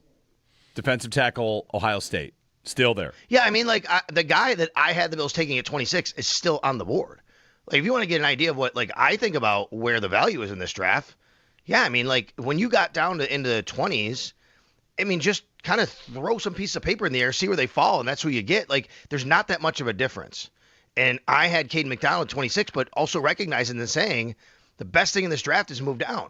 Because I don't know if Caden McDonald is necessarily worth it, maybe, but teams might not feel that. But he's in a group of guys like that. Yeah. So, yes, I think Caden McDonald is very much in play. I was actually surprised that 2 other defensive tackles went before him, but as I've said about this group, it's really kind of your flair. McDonald and Miller are very similar, by the way. I think Miller's a little bit like McDonald light, but he might have a higher potential too. So you could split hairs right there. And then you had Caleb Banks and Peter Woods, who both went before them, right? And then you have Denzel Boston sitting there. If your team wide receiver out of the top group of 6, before you get down to 7th, which would be Chris Bell, I guess, hey, if you really like Denzel Boston, I mean, he's still sitting on the board right there. And guys, I mean, there's still some edge rushers there as well. Yeah. I mean, you got Cassius Howell's there, R. Mason Thomas. Cassius Howell, that's right. C.J. Allen, the guy I think a lot of people in the media room are gravitating to. I'm going to give you another name. Linebacker. Okay. On linebacker, sorry, I didn't mean to interrupt you there. I wanted to give you one more name on linebacker, and that's Jacob Rodriguez. That's the name. Okay, good. Tell us about that's the name. That's the buzz in the kind of the media room. Okay. When we're all done, well, yeah, I really think they could take Jacob Rodriguez. You know what I mean? Yeah. What about, while we're on names here, a guy that fell out of the first round that I think many mocked in the first round was a safety, Emmanuel McNeil-Warren. I mean, for that, it's what your thoughts are on safety in general, and then him as a prospect. I think it would have been really interesting, Sal, if Thieneman had been on the board for the Bills. He did not end up being, and this is maybe some version of that too. Guy that, is going a little later than maybe people thought, and we have to really figure out, how much of that is a need, how much opportunity would a guy like that have to play, and would the Bills be willing to take a guy early in the second round where you'd have those questions? Yeah, so I actually really find it interesting, this position specifically, because I think they have their starters right now, and if you're going to draft someone, he's not going to start, but you could definitely pair Thieneman in that case, or even Emmanuel McNeil-Warren in this case, that he's available with Cole Bishop for like years to come, I think be really set back there, and I think that's very intriguing. So I would not like be stunned if the Bills did that. But you just gave C.J. Gardner-Johnson, I think, $6 million, but he's playing, and I don't know. You can't. Whoever you take is just going to walk on the field and play unless you think that, hey, we can play. We can put 3 guys here on the field. We can figure out how to do this, and I think that's possible too. And you did, sign D. Alford as a nickel, but these guys, they have versatility. Emmanuel McNeil-Warren, he's kind of a little bit like C.J. Gardner-Johnson in a way. Like, he's just a guy that's going to go and be super aggressive to go get the ball. He's going to make mistakes sometimes, but he's not going to care. He's going to go and be kind of rangy, but he's physical. Yeah, sure. I could see something like that. I think that position is really interesting because they don't have a starting spot right now, but the guys that are there, one is on a 1-year deal and one's got 2 years left on his rookie deal, and you could totally see something like that. And at receiver for tonight at that 35th pick, is it just mostly one guy for you, Denzel Boston? I think so. I think after that you're getting into Chris Bell, I think, would be probably next on the list. I think he's probably, the next guy, consensus considered, and might be a little too high for him. And all it takes is one team, though, to really like him. Could be the Bills. Who's the other guy? Bernard, the kid from Alabama. Jeremy Bernard, Chris Brazzell. Yeah. Zachariah Branch, who feels like too much overlap with Shakir. Keep an eye on Bryce Lance, another name if you're like thinking about this position. But you're right. So, like, a lot of those guys would feel like a little high, right? Let me give you one more name because it was reported that he might be available in trades, and that's Brian Thomas Jr. Like, if you wanted to go that route, that got fired up again. That got fired up again yesterday. So who knows? Like, it's the Pickens stuff came out yesterday a little bit too. Right, Pickens. Right, that was. I thought it was really interesting. The tweet from Schefter, like, George Pickens has signed his franchise tag. He is now eligible to be traded. Like, what? That's a weird thing to write. You know what I mean? Something like that. Yep. So was there something percolating there? But now Jerry Jones came out and said, zero chance that's going to happen. But, Brian Thomas Jr., maybe he's in play today for somebody, and maybe the Bills want to make a call on that. We still don't have, I guess after day one, we're feeling more confident, and that they feel confident in Keon Coleman, right? Yeah. I think I do. But, you never know, I guess, how this thing unfolds. I think having this conversation does, not that I didn't already feel fine with all the trade downs, makes me feel better about where they ended up being, because we've gone through like 7, 8, 9 names where I'm like, okay, yep, that'd be fine. Yeah. That'd be fine. We didn't bring up Jake Galde from Cincinnati, who we talked about in the past, because he's more of the hybrid, right? Like, whenever he's described, I think Lorenzo Alexander, like guy that could play in a bunch of different spots. And we talked about that idea too, but I don't know, Sal. It just feels like there's a lot of guys left on the board that we talked about for 26. On that point, by the way, when are you going to get Michael Hoyt back, right? Like, you have to think about that too. Like, maybe you get a guy who you really feel can kind of add to your defense, and then you figure it out when Hoyt comes back, and maybe it's week 1. But to your point there, this is what did Jim Leonard say to us? He's at his best when he has those types of players, guys that don't fit in a box, is the way he put it, right? So I think all of that is on the table for this. I think in this is the day where you also maybe some offensive linemen. I've never thought they would take an offensive lineman like early in this draft. No. I still don't think they would take one at 35, but I think once you get to the end of tonight, I wouldn't be surprised if you take one. It just never felt to me like they were going to take a guy and they're not putting him over one of the tackles. No. And I still think they believe their starting guard is on the roster. Yeah. If you want to just play the game of who did they visit with and talk with, linemen, it's just not really there. There's not a lot of visits with linemen. I think there's one top 30 visit with a fourth round projected lineman, Austin Butler. So we'll see. Sal, the schedule for tonight. The draft gets started at 7. Let everyone know where you'll be and what the plan will be, because it should be a busy night tonight. It should be. And tonight we can kind of just concentrate on the NFL draft and the Buffalo Bills. Right. And feel relaxed about it, because the Sabres are up 2-1 now, right? And like, hey, all right, this is cool, and not have all the stress. So tonight at 7 o'clock, and I believe we'll be back on WGR tonight after being on BEN last night, and I'll be down at One Bills Drive a little bit later this evening and getting ready once again and popping in with the guys. The Bills are on the clock pretty quickly here. Pick number 33 starts it. Their pick number 35. We'll see if they even move up, but they could move down. They can move out of it. We'll see where that goes with that, and then Saturday, back at it right at noon all day. And right now the Bills are the first pick that day on Saturday, the way it's scheduled right now. That will take us all the way through to probably about 7 o'clock. We didn't hear from Brandon Beane last night. The Bills did make a trade, so he didn't talk to us. We are expecting to hear from tonight, obviously, after the Bills made a trade. And real quick, Jeremy, I was thinking about, you said all the visits, like you want to tie the visits. And I read today that, like, the Rams did not, like, Sean McVay never met, apparently, Ty Simpson. Yeah. Right? Like, Ty Simpson said he never met him. But I guess that's a thing where the Rams don't do visits. Yeah. Don't do that. And I'm thinking, but wouldn't you want, if you're going to take a quarterback at 13, wouldn't you at least want Sean McVay to meet the guy? I don't know. I thought that was weird. There's a lot going on about that. Like, the press conference with Les Snead and Sean McVay look kind of icy, and people are speculating that they're not on the same page about that. But then they showed the call to Ty Simpson where McVay did look exciting. It is kind of funny. Well, but that could mean McVay was the one who wanted him, and could maybe be. Snead didn't. Could be. Yeah. It's the whole thing is interesting because, like, Ty Simpson, you know how this works in sports, guys. The Rams, I think they have a benefit of the doubt in a way that, like, the Patriots used to get. It's, I don't know about Ty Simpson. Well, Sean McVay thinks he's good. Okay, then you know what? He's probably good. Like, I just his offensive mind. If they made that pick, all of a sudden, like, I feel like Dan Orlovsky had a good day yesterday because he was championing Ty Simpson. Yes, and you're right. He goes 13th to the Rams. Yeah, and it's just like, well, all right. Dan wasn't a hot take artist. He wasn't crazy. He liked this player, and so does Sean McVay. So, you know, we lay down our arms. Jeremy, the ultimate example of this is Belichick, right? Well, you know, Belichick, if he does it, it's got to be the best thing in the world. Yeah, no, not necessarily. He had Tom Brady for many years. 3D chess, yeah. All right, Sal. Well, thanks. We'll be listening tonight and Sunday at Brightsmith for the Game 4 watch party. And go Sabres. All right, you got it, guys. Thanks a lot. Sal Capaccio on the Western Hotline. We'll get more of your phone calls in, 803-0550. We'll check in with Paul Hamilton. We're going to wake him up in Boston and, you know, see if he wants to chat with us at some point. I didn't even text last night. It's late, you know. It was so late. He's at the TD Garden doing post-game stuff. I'm like, we'll just wake him up in the morning. We were at the draft party, like, let's look at the pace of this thing. Like, we're gonna be out of here by 10:30, the way things are going.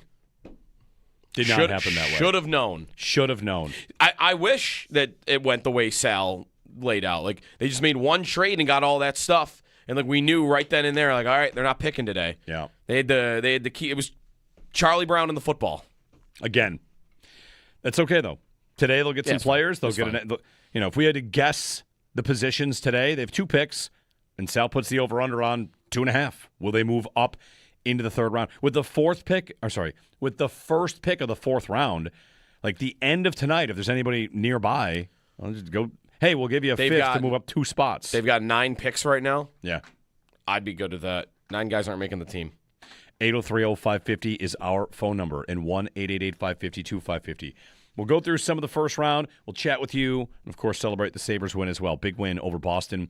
They lead 2-1. Join us. Wide open phone lines. Come on. It's like the biggest night in Buffalo sports. Not quite. History. So careful. Let's get some reactions. The Bills didn't make a pick. I don't think it's true. True. I don't think it could be that. Is it too much to request that when you're grading a draft where you don't make a pick, that you just give them an incomplete? Don't give them an A yet. This is an incomplete. All right. They didn't pick anybody. I also went to one of the websites and tried to do it just for the joke of trading down as many times as possible. And at one side, I think I broke the draft. I had the entire 4th round. I was picking like 10 picks in a row, and they stopped offering me trades. So I had to start making picks. I wanted to get that printout and make a little fun with it. Anyway, 803-0550 to join us. Jeremy and Joe on WGR. Let's get to the idea of the trades down. I think most people support the idea of adding more value. They were without a 2nd-round pick because of the DJ Moore trade. Do you think, my hypothesis here, if there is one, is, of course, there's a player that was taken before them that they probably would have been like, oh, wow.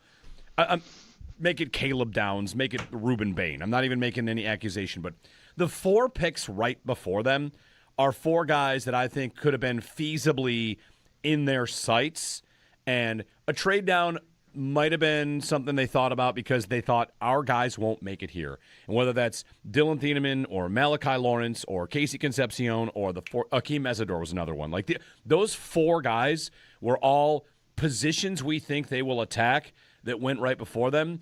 And maybe not, but I feel like, you know, the run before might have been an easy decision for Brandon Beane to trade down, or it might have just been that Houston paid an incredible price. Right. Like, that was a big price for the Texans to move up 2 spots, for the Bills to basically move from the back of the 3rd to the front of the 3rd. So it's a great question, and it's what we would love to know, but I don't think we'll get the actual specific answer, which is understandable from Brandon Bean. I wrote about this at WGR550.com, which is this. What we'd love to know, and I don't think we will actually know this, and maybe he can give us a general sense and we can figure it out. When did he decide to move? That's the key point, right? So, because, Jeremy, you're right. He could have been literally, oh, my God, Casey Concepcion and Dylan Thiemann. We're going to have our choice of one of these guys. Oh, my God, I can't believe they just went 24 and 25. Yeah. They're both gone. It could have been that. There's no doubt about it. He could have decided, he could have been ready with the card in his hand with something written on it. Those guys get taken, and he says, I got to trade out of this spot. He also could have decided maybe midway through the round, as we've talked about, far less first-round graded players than normal. Hey, you know what? This is kind of going the way we thought. We're not going to have anybody there. Let's just start working the phone lines now. We only get 8 minutes more on the clock. Let's just make sure we're ready. Let's move out. What's the best trade we can get? Or, guys, it's possible this was the plan all along. And as I wrote yesterday, hours before the draft, best case scenario is the Bills move down. Look, I know, and the reason I say that is because it's just conventional wisdom that this draft did not hold the type of talent and the value at 26 that you would get in many other drafts.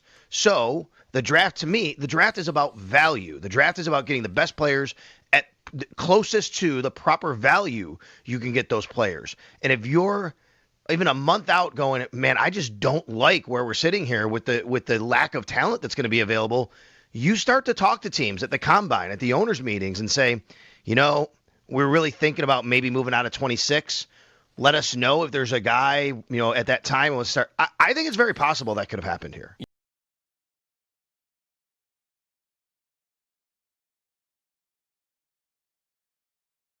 Power play, I think it was a little bit better, right? Like they were able to get in the zone. I was just going to say, like, they weren't doing the drop pass as often. They did They did a couple times. That's right. They got away from it a couple times. Yeah, I want to say this, and I don't want anyone to get mad at me.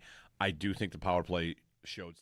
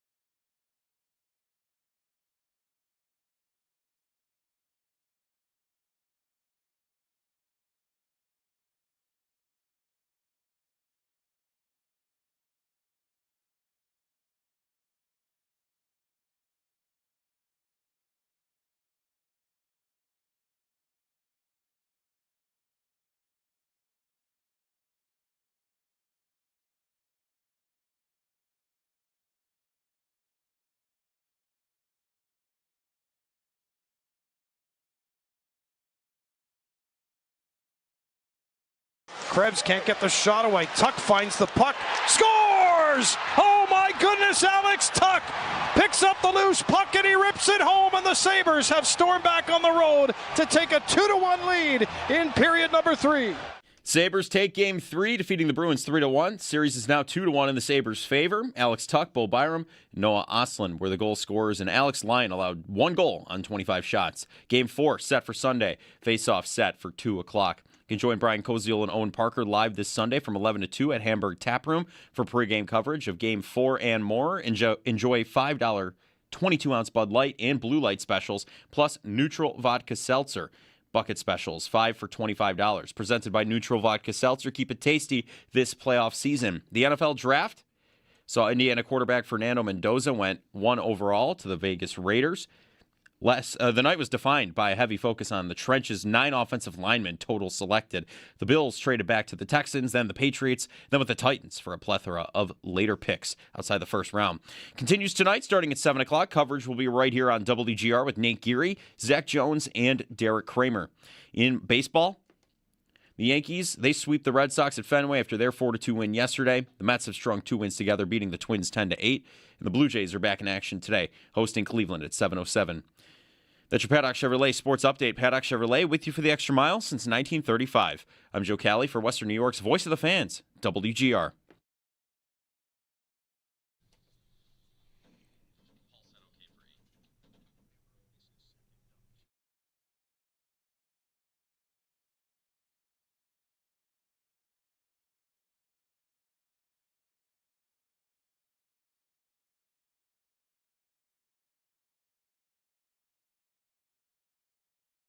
Extra skater on the ice. Arvidsson bumped off the puck at center. Here's a chance. Lifted to the net. That'll go just wide. Racing Ostlund after it. Scores!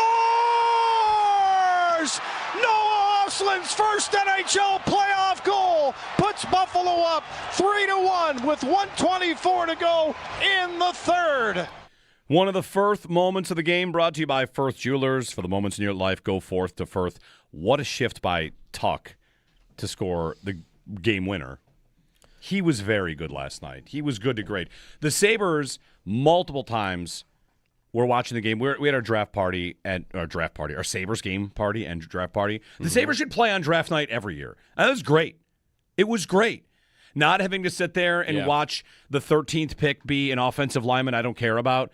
Instead, I get to watch playoff hockey. Like, this is great. We had such a great time at Brightsmith. So many great people we had a chance to meet and say hi to. The number of times, like, the 4 of us are sitting there watching it together, that one of us would say just like, good stick, good stick. The Sabres were super active, defensively really good.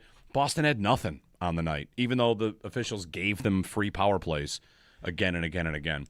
It feels like the Sabres are so good when it feels like everybody on their team, it's like everybody's playing well. Who played bad last night?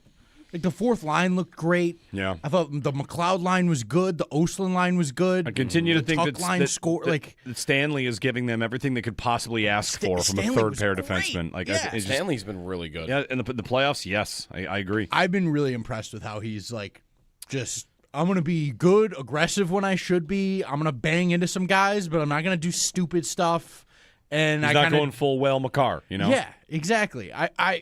The depth. And Lindy talks about it all the time, and that's always a hallmark of his teams, but just the way they can roll all 4 and get all 3 pairs going, it's just impossible to go up against that if you're not that deep against it on the other side. It's just, you got so much energy, so much pace. Yeah. It's really impressive. And especially when you have a line that hadn't been performing for 2 games looking totally different because Noah Ostlund was in between Benson and Doan. Right. Doan's numbers last night were so much better. There were plays I didn't even love him last night, but I thought that was his best game. Yep. And honestly, like, Ostlund was an improvement over Norris, and that could be because Norris wasn't right for 2 games, and you've got a guy that's a good rookie that you plug in there, and it's like, well, are they getting worse from Norris to Ostlund? Like, well, they're not getting worse from what Norris was in games 1 and 2. They got way better from games 1 and 2 at that position to game 3 because of that change. 803-0550. We'll get a call in on this, and after the call, don't ever say we didn't say nice things about what Brandon Beane does. Joe's got something that I think is super interesting to get to that sounds really good. And on the Sabres, I think you mentioned this earlier. I think you saw an old video of Alex Lyon with the sword. I don't think they brought it back. Oh, really? I think you saw the video that got the sword banned, where he's got the tongue out of his mouth that's and he too bad. Stabs it forward, and that's like, okay, we can't do this anymore. That's unfortunate. Bring back the sword. I don't think the sword got brought back. Steve in Wheatfield is up. Hey, Steve, good morning. Good morning, guys. Thanks for taking my call. I appreciate it. Thanks for calling. So I'm about as tired as you guys are. I was up at 4 this morning, and it was just brutal. I wasn't planning on watching the draft last night, but after the Sabres game, I was like, I'll just go to bed now. And I don't know how you can fall asleep with a heart rate being around 120. So I just laid awake and watched the draft. Also, having the game on at the same time, it made me realize that the draft is very boring while you're watching it. You know, because it's like I had it on an iPad next to me and I'm just watching it. And I was so uninterested in it because I had something else to watch. But anyway, that's besides the point. The reason I'm calling, you guys said it in literally the first thing in this morning when you came on was Noah Ostlund might be the perfect hockey player. I mean, that guy is so fun to watch, and what a boost to the team. I mean, to get 2 points last night is just unbelievable. And I love watching him play, and I hope he stays healthy for the rest of the playoffs because with him, I actually believe we have a way better chance. Yep. Obviously, you know, every good player makes that difference. But the other thing, maybe it's a question for Owen. With the goaltending, Alex Lyon lets in that goal, right? And then he locks in. And every time that happens where a goalie lets in one and they lock in, all I can think of is Josh Allen saying, I need to get hit to feel like I'm in the game. And is that the case with goaltending too? Like, obviously you want a shutout. A shutout would be perfect, would be amazing. But I'm curious to your take, Owen, on that. If a goal helps you lock in better, letting one in, or if it, you know, shakes your confidence. I'm just not sure how it would work as a goalie. So that's all I got, guys. Enjoy the rest of the day. Enjoy the draft tonight, and go Sabres. Thanks, Steve. That's an interesting point. I never thought of it that way, where I never felt like I wanted to give one up to kind of feel like I was in the swing of it. For me, I always felt like I wanted a good chance against to stop to feel into it. And I guess maybe if I felt like I played it okay and got beat, it wasn't a bad thing necessarily. But I think there is a part of it that if you give one up like that, a bad one, there is a sort of fire that gets lit where you're like, okay, no more. That's it. I used to have coaches that would tell me, because they knew I thrived in it, you're done. No more. You do not give them another goal tonight. That's your job. Yeah. I don't care how it happens. I don't care what it looks like. If you get scored on, I'm mad at you. I don't care what it is. Mm-hmm. And that sort of fire, I think Lyon has got that internally. And that can be definitely a motivator and a thing that can get you to a good spot. On the goalies, and we'll get this Brandon Beane thing quickly, but the thing I thought about was how much, like, we are always asking you about, like, the mind of a goalie and how much we should separate confidence from the rest of it. Like, Luukkonen being pulled and now being benched, you might wonder, his confidence is shot. And I think, like, I don't know. We do that with starting quarterbacks all the time where you pull a quarterback out and, like, what's he going to think now? In goal, I don't know. Isn't that very normal? It's just, that's like the gig. Yeah. You're going to get beat. You lost your job for a week. Yeah. You might have it for 6 months in a week. Especially with these two guys in the year that they've had. Like, this is totally normal for them. Yeah. Lindy said it the other day, like, we could go back and forth every game until the Stanley Cup final, and it would be normal for us.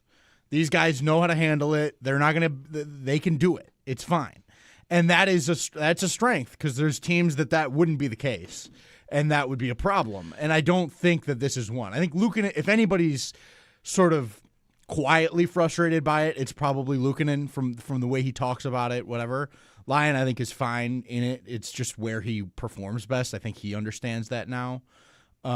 But I do think it's just part of the job, man. You're going to have tough stretches. You're going to get beat, and that's just the way it goes. So Joe's got a thing on the Bills and Brandon Beane that we talked about in the break, and I think you all out there, I think you're going to like it quite a bit. So basically, another way to look at what the Bills have done in this draft is that they have traded the 26th pick, the 60th pick, and the 91st pick, their original first, second, and thirds, for 35, 66, 101, 125, 167, 5 picks, and DJ Moore, because they traded 60 to get DJ Moore. Yeah. It's really another way of looking at it, if you just look at it in totality, is you traded down 9 spots in round 1, 6 spots in round 2, and 10 spots in round 3 to get DJ Moore and 2 day 3 picks.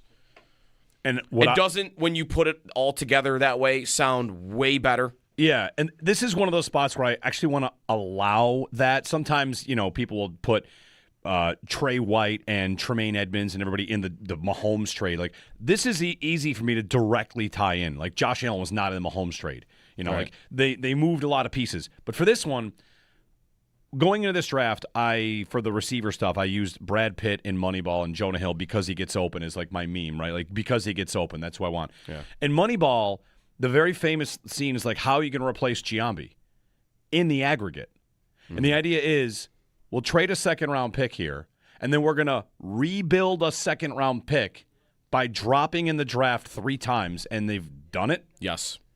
To me... So now you have almost the same as what you originally had. Just again, round 1, if you look at your original picks, in round 1 you're 9 spots lower, round 2 you're 6 spots lower, round 3 you're 10 spots lower, but you still kind of have all of those picks now. Yeah. And listen, I want to give full credit to that process. That process, to me, sounds smart. Replacing that second-round pick in the aggregate. And if you think about it, you could never do that with a first. If you trade a first, how are you going to get that first? Yeah, it's going to be You don't have high enough impossible. picks. Yeah. You can't trade out of the second, third, and fourth and rebuild a first. Yeah. But rebuilding a late second seems doable.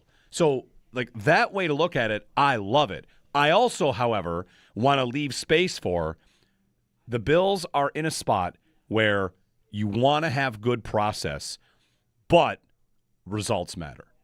We still are there. Bean could have the perfect process, and if they don't pick players that are good enough, the results, guys get hurt, bad luck, bad fits, busts, whatever. We're going to say, congratulations on all your trades down.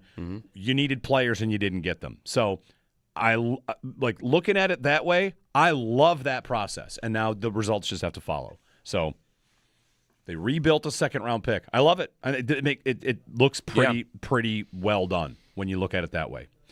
803-0550. Who do you take third overall tonight? Could it be Denzel Boston? It could. Could it be Cassius Howell or Christian Miller? Like, I'm very curious about the safety. Emmanuel McNeil-Warren? 6'4". EMW? Like, you know me. Is Jim Leonard. I want a guy Jim with Leonard 3 initials. You know me. All day texting Bean, like, wait till you see what I could do with this guy. Give me a big safety like that I could put all over the field. Watch what I can do with him. But you might also have Joe Brady texting him, and he's the head coach, so I think he would have priority. Like, just give me Denzel Boston, and we'll score 50 points a game. Maybe he'll just at least be better. You know, maybe he'll just say at least he'll be better than Coleman. Boston doesn't give them the downfield explosion. Like, if they're still looking for that downfield speed, No, he's not. That's not the guy. That could be. Although he is better at that than Coleman. Yep, that could be Chris Brazzell. That could be Brennan Thompson, Bryce Lance. You know, those aren't the third pick today. Those are third round, fourth round. Yeah, we'll see. Chris Brazzell's interesting. Brian Thomas Jr. He would do that too. He would do that. 803-0550. Bendy edge rushers, defensive tackles, lots to do. Going to be an exciting night. Jeremy and Joe here on WGR.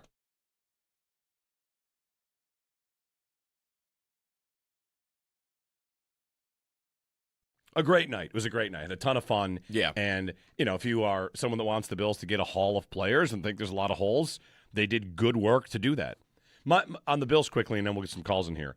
I have really kind of no big problems with what the Bills did. I've been spending the last, couple weeks telling you that it bothers me, the universal acceptance that trading down is good. That just bothers me. I want to give it more of a, okay, this is what they're going to do. Let's see how it works. Mm-hmm. I don't really want to read that someone aced the first round by not picking a player. Yeah. Like, okay, you added pieces. Let's see if this is the best strategy. It's kind of like, we won't know if this player will be good. I don't think we know whether or not trading down will end up being good or not. They didn't pass on too many guys because in between the 26th pick and where they're going to pick, there's only been one receiver, one edge, and one defensive tackle that have gone off the board. There'll be 3 more picks. If any of those 6 end up being awesome at a position of need, well, then the Bills passed on that guy. But, you know, I think it's just reasonable to accept what they did.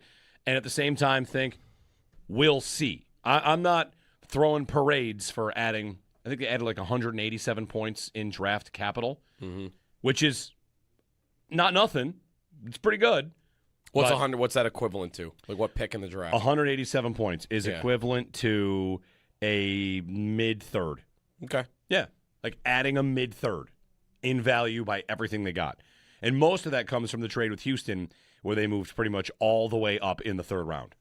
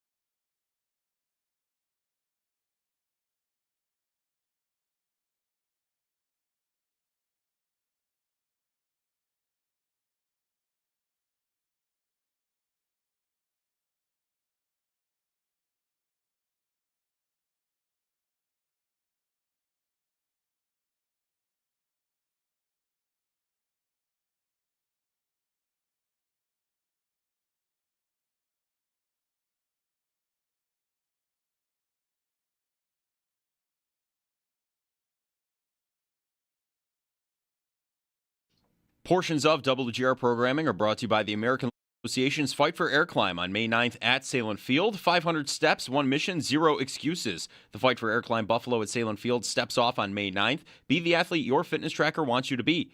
Register at climbbuffalo.org. That's climbbuffalo.org.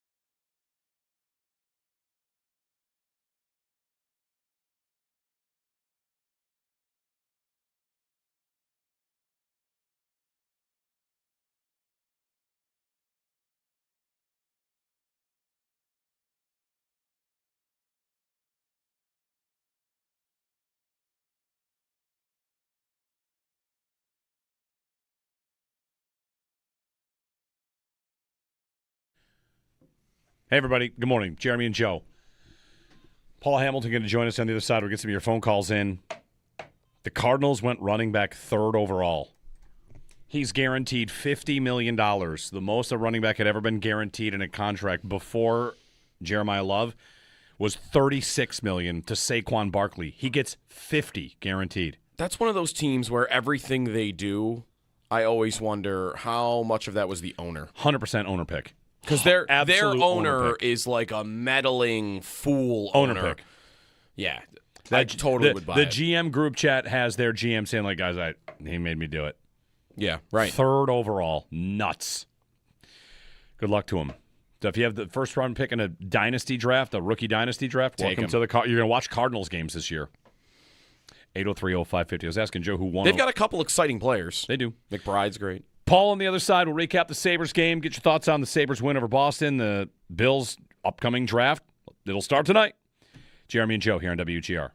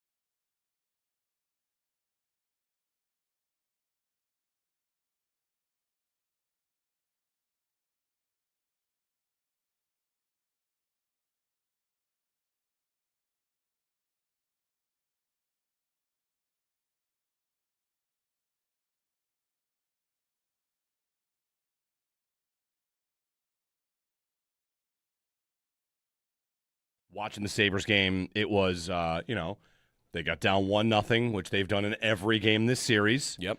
And came back and won. And they won on, great shifts. The Tuck goal is a great shift from Tuck. Mm-hmm. The empty netter is not the same as any empty netters. I thought from the jump, from the start of the game, the Sabres looked like the better team. It was right back to game one, where you're watching and you're thinking, okay, the team in the white and blue and gold is definitely better than the team in the black. You can see it throughout. The whole game, they were the better team. And this time, it just didn't take until 4 minutes left in the game to finally see them get on top. It was the third period, but they were the better team. They had better chances. Their expected goals was higher. So, at 5-on-5 and in all situations, they were the better team. Expected goals go 3.8 to 2.5. At even strength, Boston had less than one expected goal.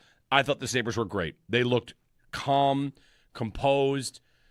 I thought in goal, Lyon was a little bit, but he did the job. He made some big saves. He did. And, there is a point to be made about bouncing back after you've let in a soft one. Right, Luukkonen the previous game, I know that is way softer. It is way the softer. ultimate in terms of soft goals, but he did not respond well after he let that goal in. Lyon, is he more fired up after he lets that goal in? Tuck mentioned yesterday after the game that you hear him jawing and you hear him talking throughout the entire game. And I just feel like that's a guy that, all right, I'm good. I let in a goal I should not have, and I'm good. And he made a lot of big saves in the third period, and I loved his game. You're right. The expected goals, he almost doesn't even come out really more positively than what you would have expected because he let in a goal he shouldn't have. But yeah, I thought he played really well. Ostlund is just such a good player. He is so silky. The skating, the vision, defense, shooting, I just feel like he has every tool in the shed. And last night he's playing center, which it is his natural position. He even spoke about earlier this season when he went to wing. He never really played wing before. He's always been a center. So he's a center. But when's the last time he was a center for them? Was it December? He hasn't done it for a long time. He had been riding on the wing with Norris for a while. And for him to go, all right, I'm just going to go right back to center. Haven't done it in months. And it's a playoff game, and I've never played in a playoff game before. And for him to look like he might have been the best player on the ice was super impressive. He was great.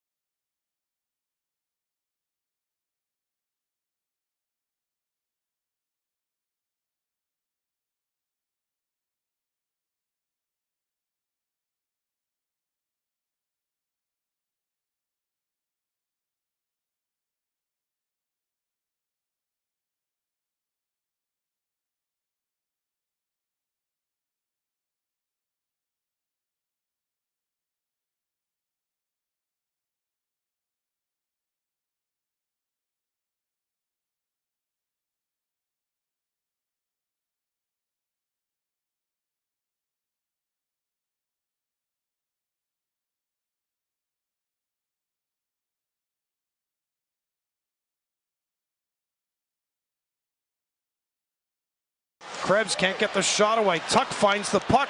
Scores! Oh my goodness, Alex Tuck picks up the loose puck and he rips it home, and the Sabres have stormed back on the road to take a 2-1 lead in period number 3. The Sabres take Game 3, defeating the Bruins 3-1. The series now 2-1 in the Sabres' favor. Alex Tuck, Bo Byram, and Noah Ostlund were the goal scorers, and Alex Lyon allowed 1 goal on 25 shots. Game 4 set for Sunday. Face-off at 2 o'clock. And on Sunday, you can join WGR Sal Capaccio at Brightsmith Brewing on Niagara Street in downtown Buffalo for Game 4. Puck drops at 2 p.m. Again, you can watch every hit, every goal with tons of screens. Enjoy $5 drafts, half off select appetizers, and $5 slap shots when the Sabres score. DJ Brando will also be there, so grab your crew. Let's go Buffalo. See you at Brightsmith Brewing this Sunday on Niagara Street. The NFL Draft saw Indiana quarterback Fernando Mendoza go number 1 overall to the Vegas Raiders. The night was defined by a heavy focus on the trenches. 9 offensive linemen selected. The Bills traded back to the Texans, Patriots, and then the Titans for a plethora of later picks outside of the first round. It continues tonight. Round 2 starting at 7 o'clock. Coverage will be right here on WGR with Nate Geary, Zach Jones, and Derek Kramer. In baseball, the Yankees, they sweep the Red Sox at Fenway after their 4-2 win yesterday. The Mets strung 2 wins together, beating the Twins 10-8. The Blue Jays, they're back in action today, hosting Cleveland at 7:07. That's your Paddock Chevrolet Sports Update. Paddock Chevrolet, with you for the extra mile since 1935. I'm Joe Cali for WGR Sports Radio.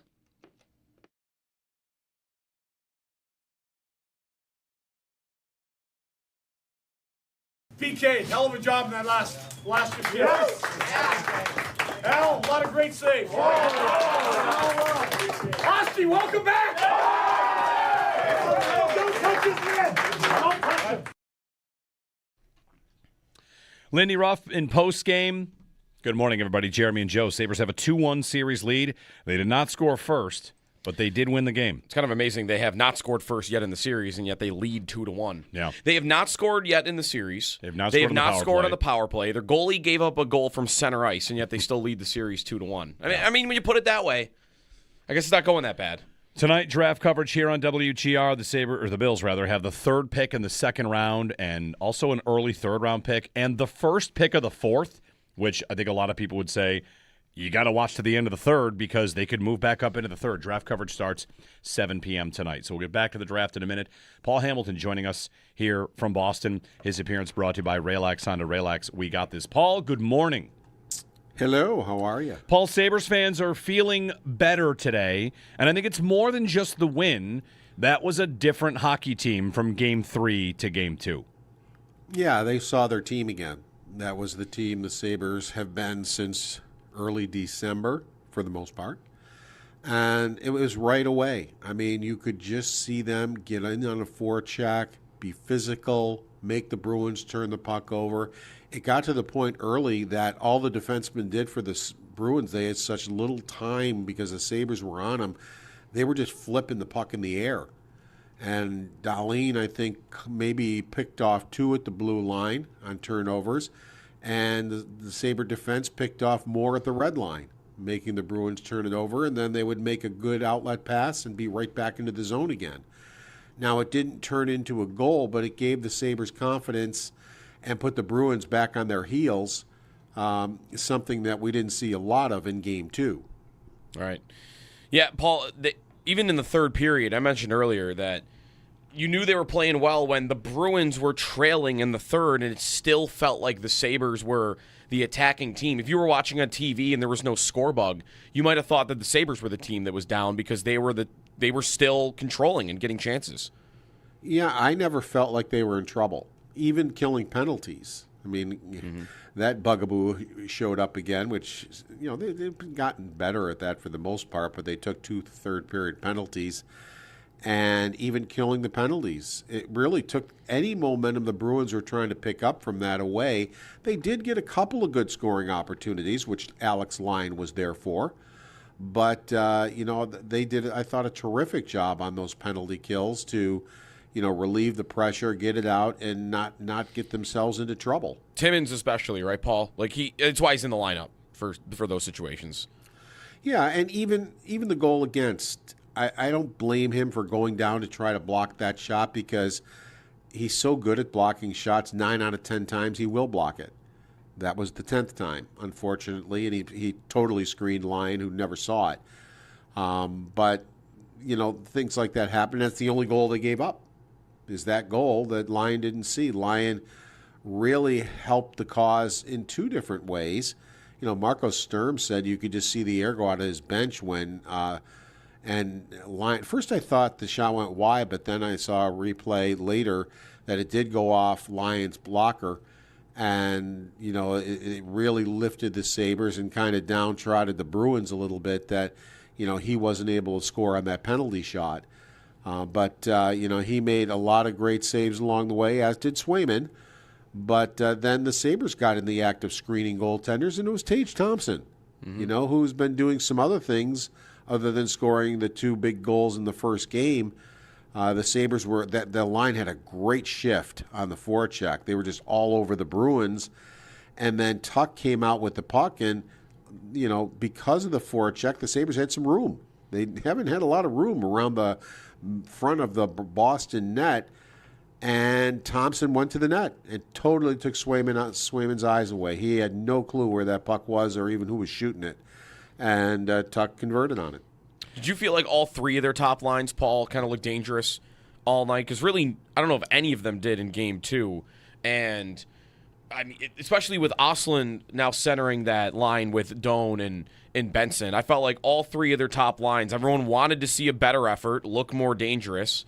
And it just felt like the Bruins, who are going to try to clog the neutral zone and not let you get speed. Like, I don't know, I felt like the Sabres were able to get speed kind of whenever they wanted to last night. Yeah. Look at the Bo Byram goal, where Ostlund comes through the neutral zone with speed. He gains the line, gets it in. I don't know. Never got touched. And I don't know how he saw Byram. He said he saw Byram the whole way. Well, then he's got eyes in the back of his head because his back was to Byram. And Byram himself said, he goes, no, I didn't think he saw me. He goes, I was rather surprised the puck came. But he shouldn't have been, because that's what Ostlund does. I mean, we've seen that a lot. And I'm wondering if Norris has been trying to play through an injury and finally he couldn't anymore, because quite honestly, if we go by what we've seen in the Boston game, we saw a huge upgrade on that line with Ostlund from what Norris was honestly in the first 2 games nowhere to be found. Yeah. So now that he's injured and out of the lineup, I'm just wondering if he was trying to fight through an injury, because Ostlund was better. Quite honestly, it was an upgrade on that line. Paul Hamilton. Paul, we had Lindy giving the game puck to Rasmus Dahlin. You had said your move, Rasmus Dahlin. So, were you happy ultimately with what he bad penalty maybe at the end there, but were you ultimately happy with the captain response was? I thought right off the bat when I'm watching the Sabres on the forecheck, it was Dahlin who was getting the turnovers, because the Bruins were just whipping the puck anywhere, and Dahlin was seeing it and getting there, and then just getting the Sabres right back into the zone with a good outlet pass. Because some of the time he was getting the turnover at the red line, so the Sabres had to get out of the zone, and they just got out of the zone, circled up, and as they're circling up, the pass is right on the stick, and in they go again. So I thought it was better. He still hasn't, really contributed to the offense as far as points go. Who has, who is taking a beating a lot of the time, and I think this season unjustly is Owen Power. He has 3 assists in 3 games, and is helping that way too. I thought Owen Power was big on the penalty kill in this game and has been throughout the series. For the most part, I've liked Owen Power's play. Now, he hasn't been perfect, but for the most part, I think he's done well, and he is one of the guys that is adding to the offense along with Byram. Yeah, that pairing, right? Like, they're getting some tough matchups, Paul, but they're getting that little bit of offense. Byram, too, 2 goals in the series, and he played the most even strength minutes. I think it's each of the last 2 games for the Sabres on the blue line. I mean, he's one of these guys that has the playoff experience. I think Lindy touched on that yesterday. I feel like he's maybe been their most consistent defenseman through the 3 games, but Power, too, I think should be included on that list. You know when Bo Byram hit my radar is when Colorado won the Stanley Cup and he was a rookie. And I'm watching the playoffs and I go, who's this Bo Byram? Boy, look at him out there. And by the end, he actually was better than McCarr in the playoffs, to be quite honest with you. I thought he was their best defenseman.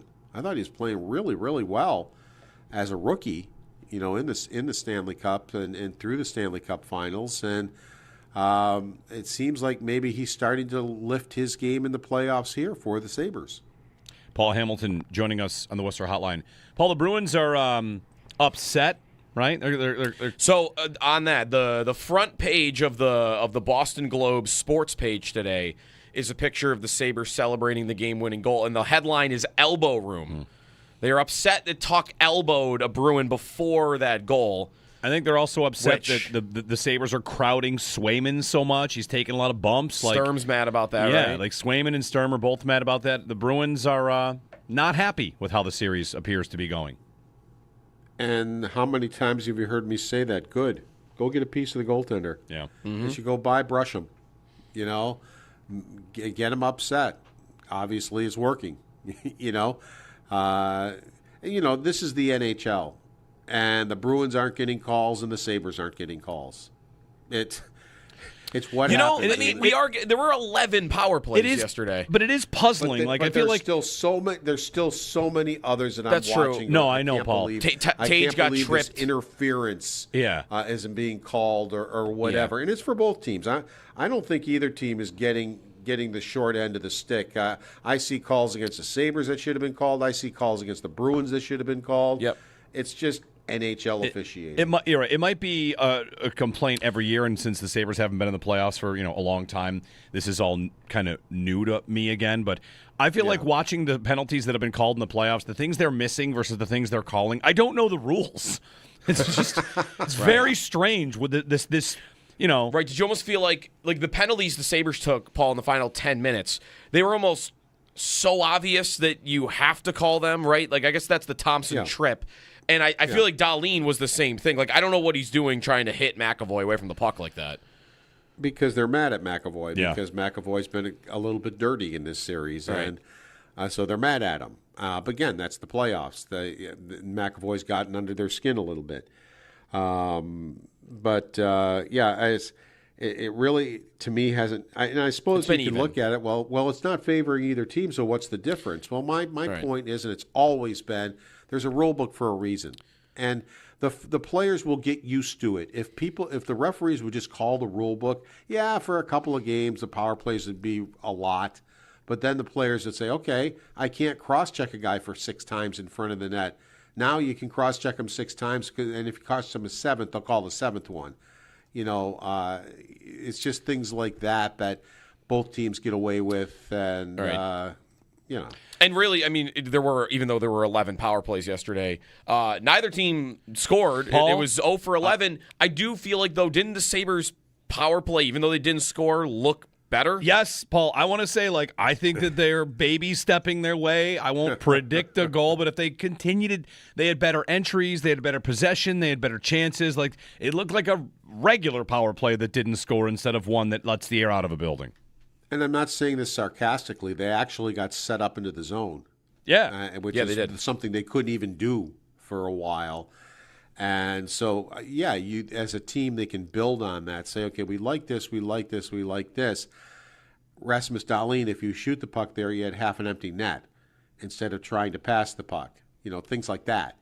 Be more aware that you could have just ripped that puck and you would have popped it into an empty net. Instead of always looking to dish. Though, now they can refine it a little bit, and go with it that way. Speaking of Owen Power, excellent on the penalty kill. Excellent, as they all are. I mean, those 2 kills in the third period, Lyon had to make a few saves. There were a couple of one-timers, but he was right on them. But I thought just brilliant penalty killing by the Sabres there in the third period and throughout the series. And Owen Power is a big part of their penalty kill. Mm-hmm. And they got, they'll get their chances too, right? Especially when McLeod and Tucker out there. Malenstein had one. Oh, they just missed a 2-on-0. I know. That was crazy on a penalty kill. There's some big groans at our watch party, Paul. A 2-on-0 shorthanded would have been nice. Yeah. They just missed it, and because Tuck was gone, and McLeod was almost gone, and he couldn't get it. Yeah. I thought McLeod was good last night. Paul, like speak of zone entries, Dan Dunleavy at one point called him Hot Wheels McLeod in the third period because it felt like that's a good one. It felt like he was skating the whole night, and again, that's part of it, right? Like the Bruins weren't able to really clog it up, and McLeod's one of the guys I feel like maybe you can always test that with. If he is skating at 1,000,000 miles an hour, I think you're doing a pretty good job of getting into open ice. And guys, everything you're bringing up here, getting back to the original point, the Sabres were back. Yeah, that's what we've been watching since December 9th for the most part. Is what we saw last night, and it's all these. Lindy Ruff calls them 1%ers that you're bringing up here, and Lindy Ruff said that in training camp. He told these guys, "Look, it's these 1%ers that we have to get better at, and if you each keep improving on these 1%ers." They're all going to add up for you. And all these 1%ers were so much better last night. Paul, were there Sabres fans in the building last night? I didn't notice it until the Oslin goal. And then there was a pretty good cheer for that goal. I didn't see too many Sabre jerseys. I was looking around. There was one right in the front row in the corner, or two of them, rather, that were down there. But I didn't see too many Sabre jerseys at all. But as I said, when Oslin scored that goal, there was a pretty good cheer that I could hear up in the press box. I don't know if I've said this to you already, and I'm just going to say it again. That, by far, and it's not even close, and I've covered hockey for more than a few years, is the best open net goal I have ever seen. That was tenacity. That was hustle. That was, I am not going to be denied, even though everybody on the ice is 50 pounds heavier than me. I'm going to beat three guys. I'm going to go 5-hole on Pasternak. Is Lindy Ruff. That was Lindy funny. Was hilarious when he goes, well, our scouting reported when Pasternak's in net is go 5-hole. Yep. That was hilarious. Yeah. But I just couldn't believe what I saw on that goal. I don't remember an empty net goal that was so hard to score as that one was. Well, in a playoff game, too, and you're on the road, and he's in his first playoff game, and there's 3 Bruins around, right? Like, the hockey IQ is getting brought up with him a lot. A lot of players probably think would have just tried to shovel that right in the net off the wall. Yes. And he had the patience to say, no, I'm going to stick my back out and turn before I shoot. Yeah. And then go 5-0 on Pasternak. Right. And also, the fact that he's even out there, right? This is a point. We had someone tweet in that Oslin is Lindy's new Jochen Hesch. Just trusting him in all situations. Paul, it's 3 minutes to go in a 1-goal playoff game, and he's the guy out there taking the face-off. Yeah, I got to get it in my head. He's 22 now. He just turned 22. I keep saying the 21-year-old, but he just turned 22. But still, but Lindy trusts him nonetheless. Lindy trusts him in all situations. And Lindy Ruff has said that so many times this year. He goes, I trust him in any situations. I don't think I've ever seen Lindy Ruff drool over a rookie as much as he has Oslin this year in all the years I've been around Lindy Ruff. I mean, he is just he can't say enough about this kid. Because historically, I don't know if this has been as true the last 2 years, but historically, wasn't Lindy one of the coaches that you really had to earn it? A rookie really had to earn it from him before they got in? Well, look at the group that came up together: Vanek and Pominville and Gaustad and Roy, and Miller. They all sat in Rochester together. They weren't coming up. They all played a year or two in Rochester together, and then they all kind of came up together. And I think a lot of that is Lindy Ruff. It's I don't want you up here. Go learn the game down there. I think Vanek, I think it was a lockout year, but had 45 goals or something down in Rochester. Yeah. Look at Pominville. He got put on waivers and then went down and absolutely ripped up the American League. I won't. The points total were immense. And then he got called back up and then started ripping up the NHL, and that was it. But I remember Larry Carriere saying to me, he goes, we put him on waivers and nobody claimed him. We were so lucky. Yeah. He goes that nobody claimed him. Paul, one more thing. I'd said this after Game 2 when they lost. I was I said I was kind of surprised at Lindy's tone, and he seemed to kind of soft play it, and he's seen a lot of series. He's not panicking over one loss, and I just want to give full credit to him for that. He knows the right notes to play with his team. The fact that he just kind of, hey, now they had the experience of losing a playoff game. We weren't going to go undefeated, and that came across like a different kind of Lindy than years past.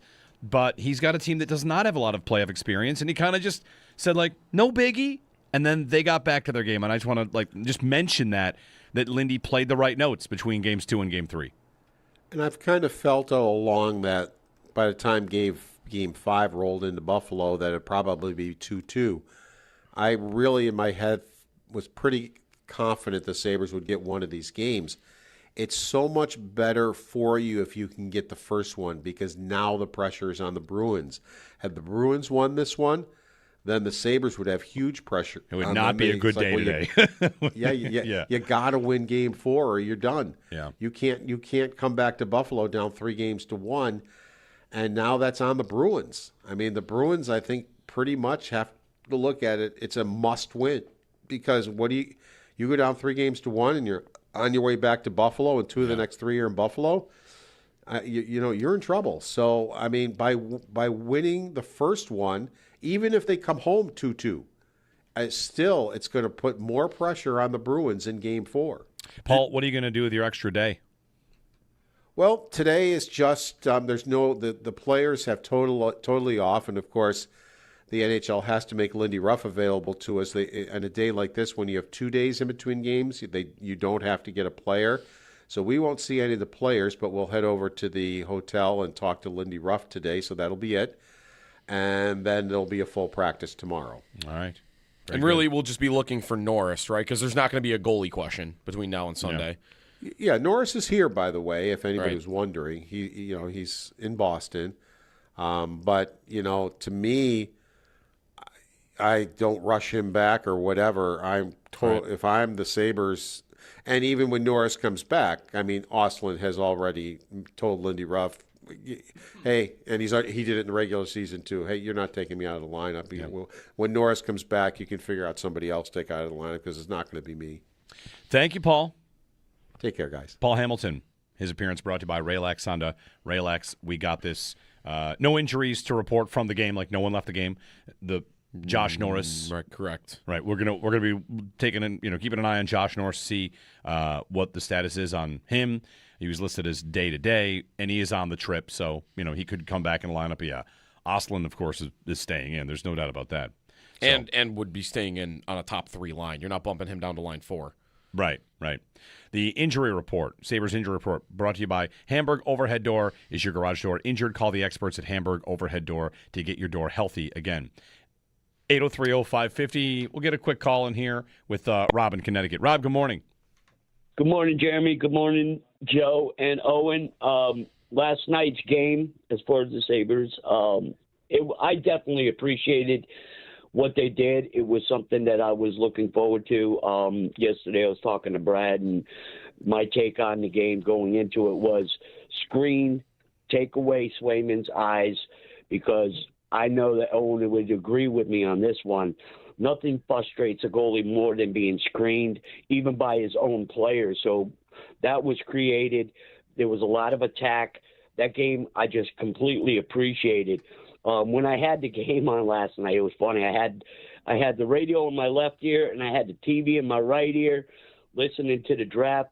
And I'm glad you guys kind of put it into perspective for me as far as what they did, as far as the Bills. I was a little frustrated. I was like, I needed it to make sense with the 3 trades, and it doesn't now. But I mean, I was looking forward to getting the Concepcion, but hopefully, my thing is, what do you feel about them taking Boston? I do like Joe's take on the safety. I can't remember his name right now. McNeil Warren. And also, yep. Yeah. And also, I wouldn't mind. Hey, Howell is still there, so we'll see what happens. I just was a little frustrated with the 3 trades backs, and it is what it is. It is like pay no attention to the man behind the curtain. Let's see what Bean has up his sleeve. So that game last night was very much appreciated. That's how it's played, and the roster moves was a smart move. Well, we'll I'm see. glad Lyon is in. Oh, those ones, yeah. We'll see on the trades. Like, I am very much here understanding what the Bills did and thinking it looks pretty good on paper, but I don't think you have to say it's the best thing they did. And, I'd said throughout the last couple weeks, one of my pet peeves is no one gets more credit than a GM that just trades down all the time. You instantly get credit for trading down. There is a GM that's getting credit for trading up this morning. Howie Roseman? Howie Roseman. I just saw Marcus Mosher tweeting out about how he gets a lot of credit for building in the trenches, but he's drafted 4 wide receivers in the last 7 years. He's won Super Bowls in part because his offense is lifted up by he always has amazing receivers. He went up 3 spots to get Mekhi Lemon. It cost him 2/4. And he went up to get Devonta Smith a couple of years ago. Yeah. The Bills have gone up a couple picks here and there, and the picks weren't really, they haven't hit, right? They went up a little bit for Kyer Elam. That didn't work out. They went up a little bit for Kincaid. That could still work out greatly. So, my pet peeve comes in the idea that everything that happened is what is the only thing that could have happened. There's 10,000 roads the Bills could have taken. This is the one that they have taken. I think it looks like a good process. Yes. But the results are ultimately what will matter. I do think there is a big difference on who gets credit between football Twitter and, like, the broadcast. Because last night there was a lot of, and I guess the Eagles pick got this too, but, like, Houston did not do well on that trade. And I saw a clip like, what is the ESPN broadcast talking about yesterday? Like, they love it. Great trade. Your line stunk. You needed a guard. You needed to protect C.J. Stroud. Yep. Like, no mention at all about what the trade was versus football Twitter, which I think is generally, like, depending where you're looking, because there's also cesspools too there, of, like, the sharper areas of football Twitter, which is like, that's a terrible trade for Houston because look at the value that they gave up to get that guard, and that matters to the equation, and you'll never hear that referenced on, the broadcasts. Some broadcasts. 803-0550. More your calls. Who's going to be the pick third tonight? Will they stay in that spot? Will they pick a receiver? Will it be a defensive tackle, an edge rusher? A lot of the names we've come to know are right there.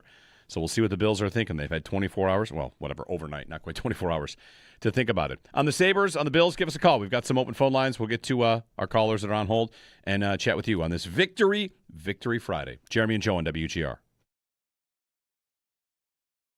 Let's get to the idea of the trades down. I think most people support the idea of adding more value. They were without a second-round pick because of the DJ Moore trade. Do you think, my hypothesis here, if there is one, is, of course, Jeremy, there's a player Russell's tree that and was taken before them that they probably would have been like, oh, wow.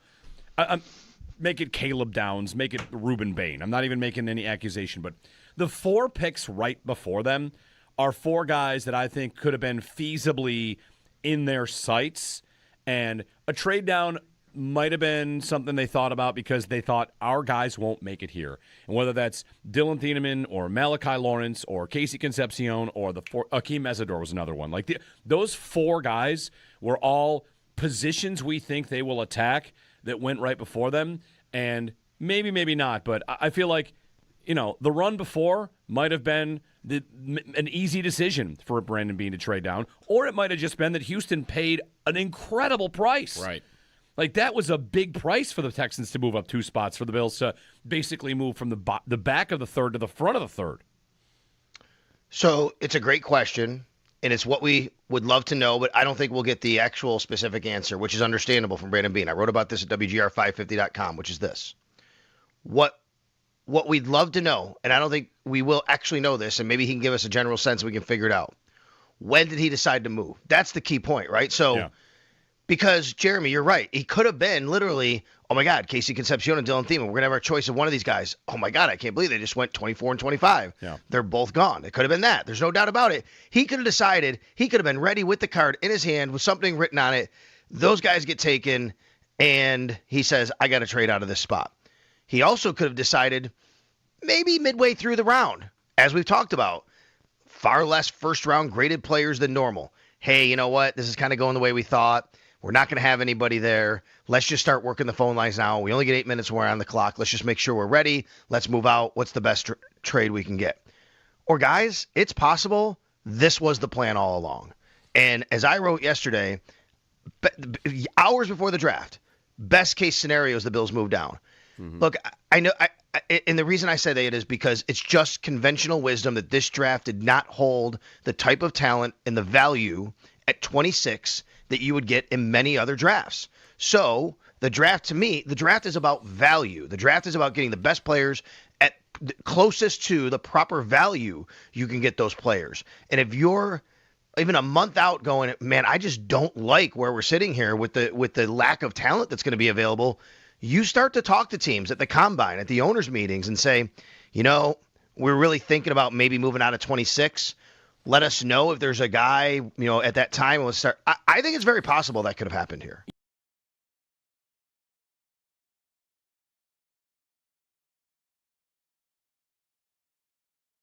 Power play, I think it was a little bit better, right? Like they were able to get in the zone. I was just going to say, they weren't doing the drop pass as often. They did they did a couple times. That's right. They got away from it a couple times. Yeah, I want to say this, and I don't want anyone to get mad at me. I do think the power play showed signs of improvement. It looked better. It definitely looked better. It looked like a power play that that won't go 0 for 30 from here. The last 6 power plays to me, they look like a power play that could go 0 for 30. The last 3 from last night or whatever, I feel like that might be a 3 for 30 power play. What are they at now? 0 for 35 or what? More than that. How many were there last night? There were 5. Okay, 0 for 36. Sabres were 0 for 5, and the Bruins were 0 for 6.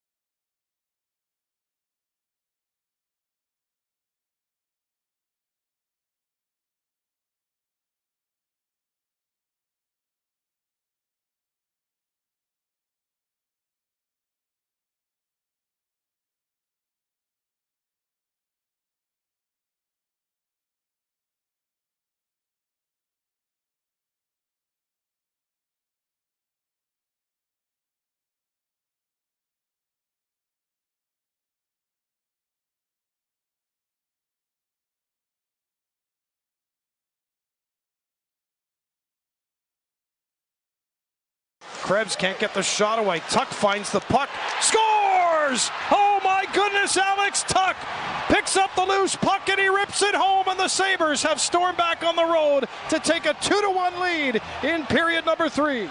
Sabres take game 3, defeating the Bruins 3-1. The series now 2-1 in the Sabres' favor. Alex Tuck, Bo Byram, Noah Ostlund, they were the goal scorers, and Alex Lyon allowed 1 goal on 25 shots. Game 4 set for Sunday, face-off set for 2 o'clock. You can join Brian Koziel and Owen Parker live this Sunday from 11 to 2 at Hamburg Taproom for pregame coverage of Game 4 and more. Enjoy $5 22-ounce Bud Light and Blue Light specials, plus Neutral Vodka Seltzer bucket specials, 5 for $25. Presented by Neutral Vodka Seltzer. Keep it tasty this playoff season. The NFL Draft saw Indiana quarterback Fernando Mendoza go number 1 overall to the Raiders. Night was defined by some heavy focus on the trenches with 9 offensive linemen selected. The Bills traded back to the Texans, Patriots, and with the Titans for a plethora of later picks outside the first. Continues tonight. Round 2 starts at 7 o'clock. Coverage will be right here on WGR. Nate Geary, Zach Jones, and Derek Kramer. In baseball, the Yankees, they sweep the Red Sox at Fenway after their 4-2 win yesterday. The Mets have strung 2 wins together, beating the Twins 10-8. The Blue Jays back in action today, hosting Cleveland at 7:07. Those are your Paddock Chevrolet sports headlines. Paddock Chevrolet, with you for the extra mile since 1935. I'm Joe Cali for Western New York's Voice of the Fan, WGR.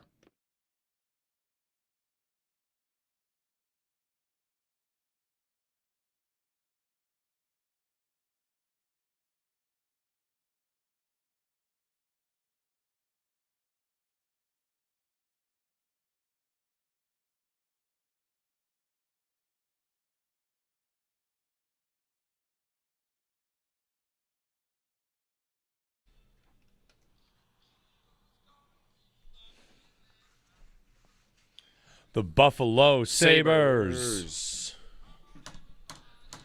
Get up. The Buffalo Sabres. So on YouTube, they don't get this music, though, right? They just hear us saying the Buffalo Sabres. Oh, really? Oh, yeah. Yes. So if you're listening on the app, done. who's going to win the Stanley Cup? So we have to sing the whole thing. The Buffalo Sabres. Hey, listen, you know what's great about playoff hockey? A lot of things. You know what's really great about it? Watch parties.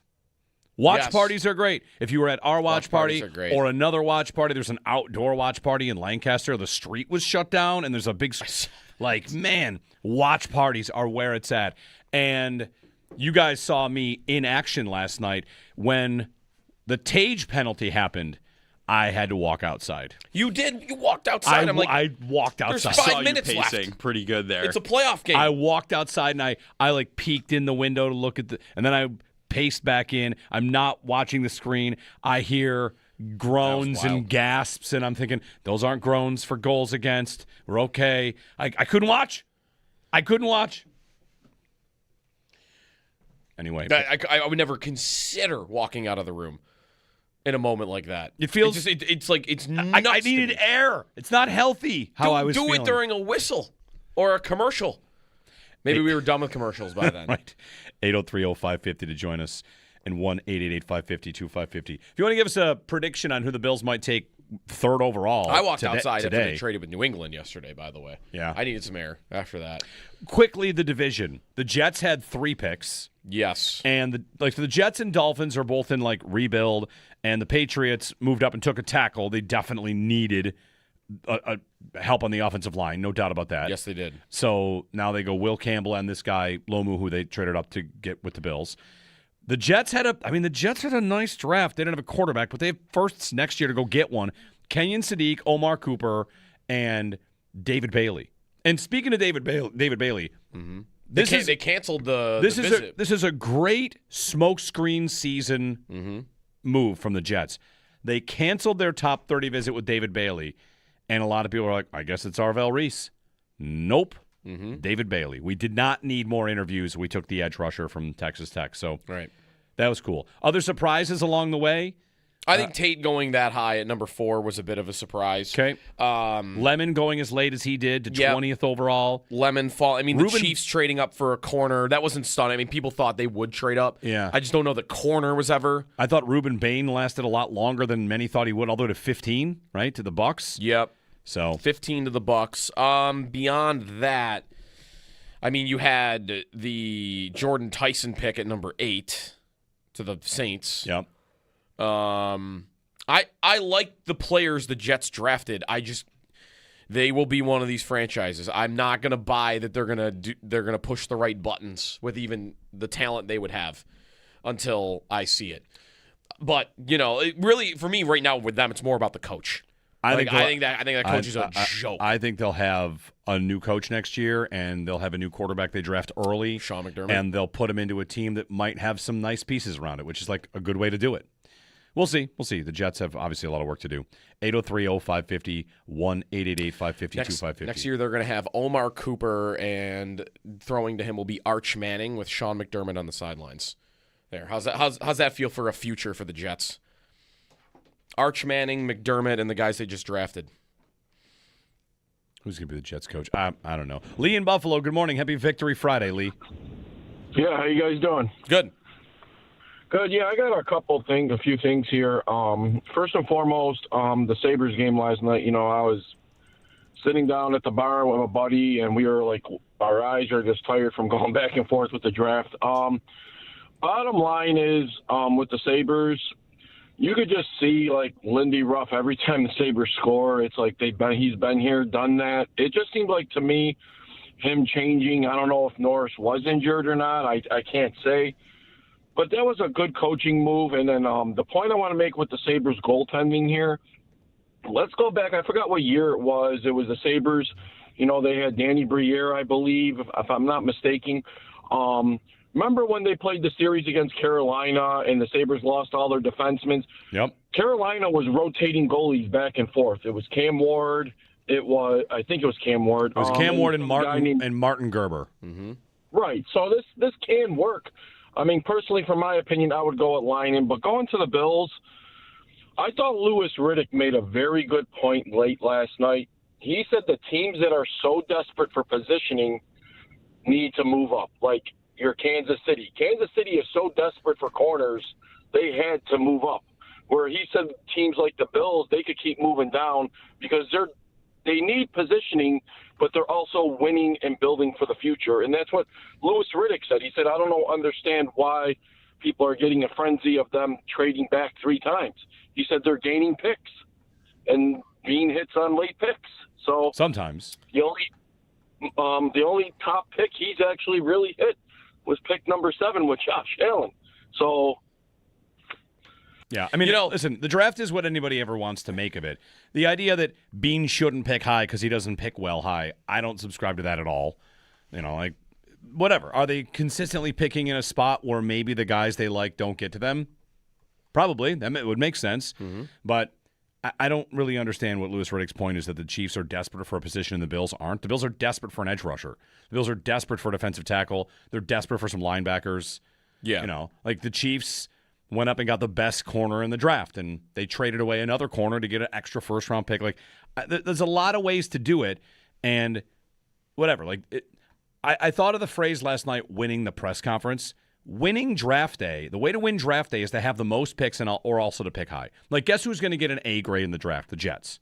They had 3 firsts. Mm-hmm. Everywhere you see, they're going to get an A. And who knows how good those players will be. I think what the Bills did makes a lot of sense. That does not mean it's the best outcome that could have happened for them. We'll have to see.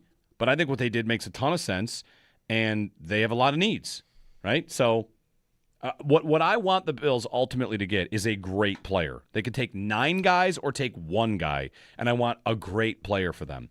And you absolutely could make the case that taking 9 guys in rounds 3, 4, 5 is just as likely to get you a great player as 1 guy in round 1. That is very easy to make, a very easy point to defend. The tougher part of it, Joe, is that all that actually matters is which team got it. Mm-hmm. Right? Like, it's harsh, I know. But the Bills fired a coach because they were hitting the playoff wall. Their expectations are so high that the coach had to go.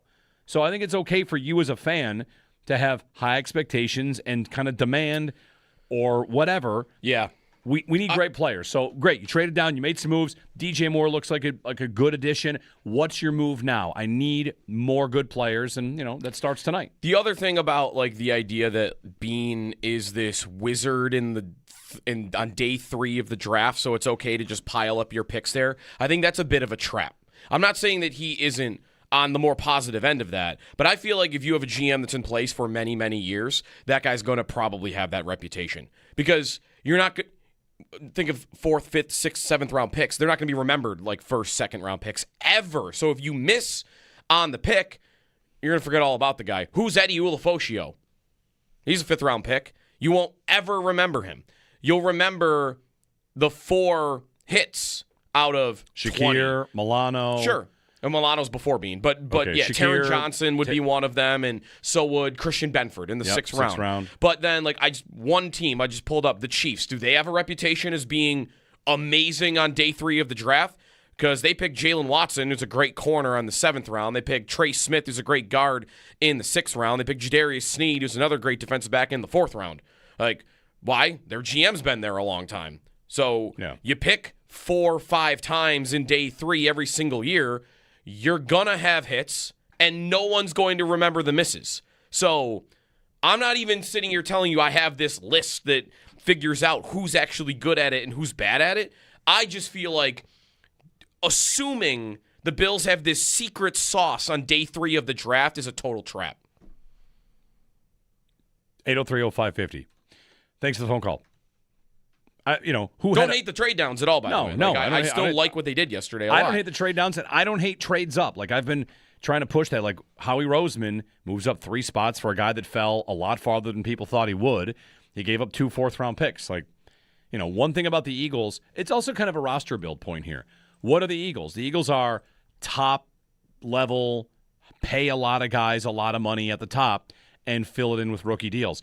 What the Bills might really want here, and one good way to, again, everything is kind of woven together. How do you start to get your cap in a better spot over the years? What you do is you get more rookie contracts. You get more rookies on deals. Maybe the Joe Brady era of the Bills with Brandon Beane trusts rookies more than the Sean McDermott version of the Bills. Mm-hmm. McDermott always had this reputation he wouldn't play rookies, which I don't know that it was ever really true. If a rookie could play, the rookie would play.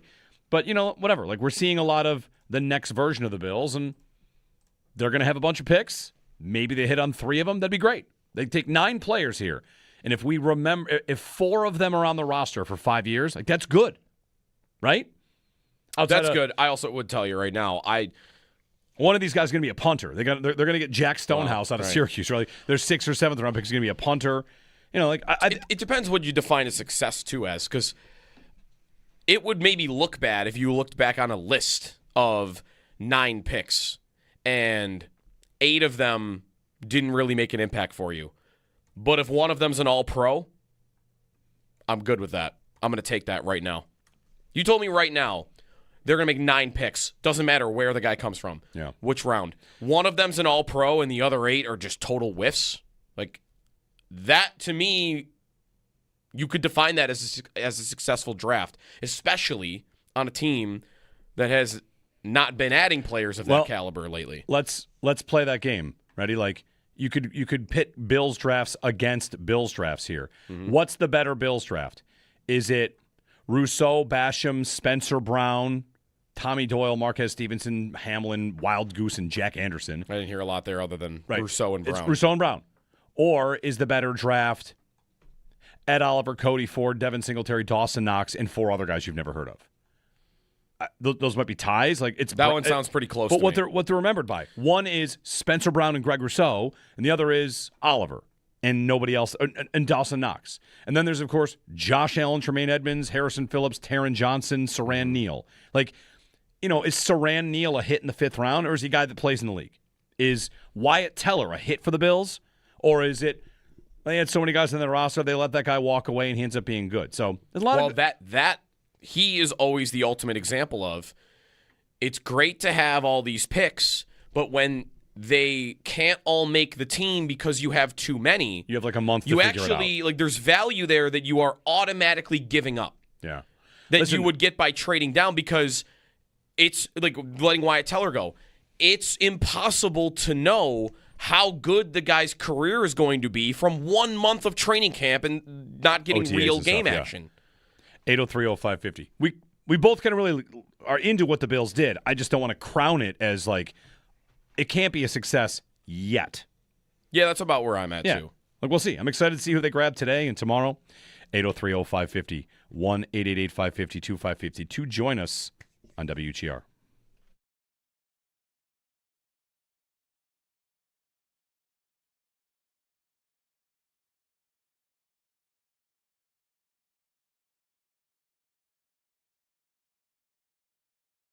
Just give me a little goal support and we'll be good. Let's ride.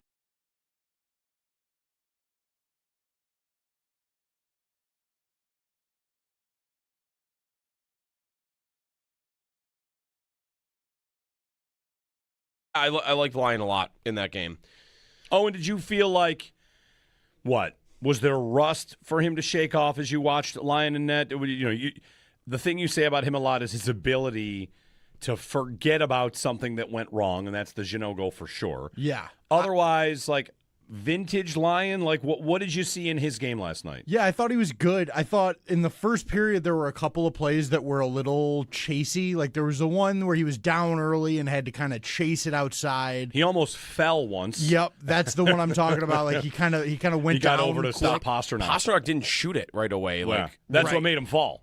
He lost an edge. Oh, it was that hesitation, yeah. Yeah, and then he kind of stuck with it. It was a really good job. It was impressive skating technically to stay with that play. It was really cool. And then I thought as the game went, he settled in more and more and just kind of got to his very calm, very confident sort of, you gotta really beat me to beat me here. You're not going to get an easy one by me. I thought he was really good. The Jeannot goal is not a good goal to give up off the half wall to the short side, low. It was a gross goal. We were all pretty upset about that one when it happened. But like you said, his ability to have a little bit of a shaky start, give up a bad one, and still just, we're good. I'm going to head down. We're going to grind. And he talks about that. He's like, you got to love the grind of it and so that you can handle that. And that is, to me, maybe his biggest strength, is I don't ever feel like he is going to tank. He is going to be fine, always, if not good. Like, I was really impressed with his consistency. And then I thought as the game went, it kind of he made some big saves late that I thought were really impressive. Yep. A couple on the kill that were good. The one on Zaka. The one on Zaka was really good. Yeah. Weird shot, too. Like, didn't go to a normal spot, but he still tracked it really well. Mm-hmm. That's always a thing I look at. Like, if your eyes are on the puck really effectively, that's always a good sign. I thought he tracked the puck really well yesterday.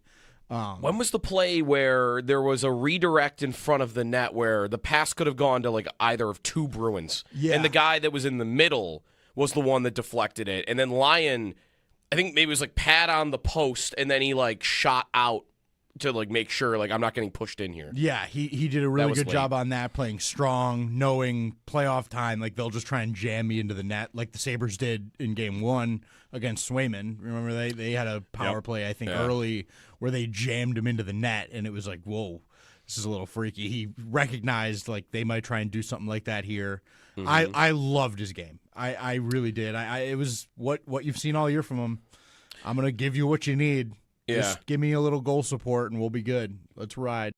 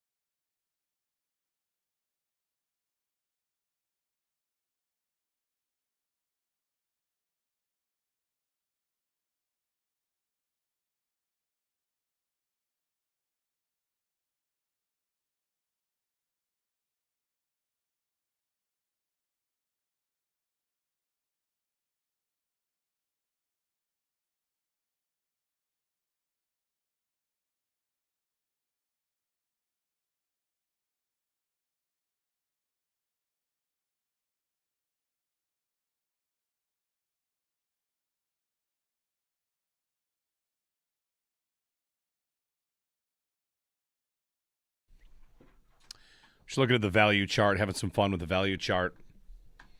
It is kind of funny. Remaining draft capital for the Bills, the one I use, drafttech.com, puts them at 1,070 points. Yeah. Total value with their 9 picks. on the draft value chart, you know what that's worth? Like the 8th pick? The 14th pick. 14th pick. The value charts have a ton of value at the top, and then it, drops off pretty quickly. So, Yeah. But they've got 9 picks, and they've got some darts to throw. They got some needs to fill.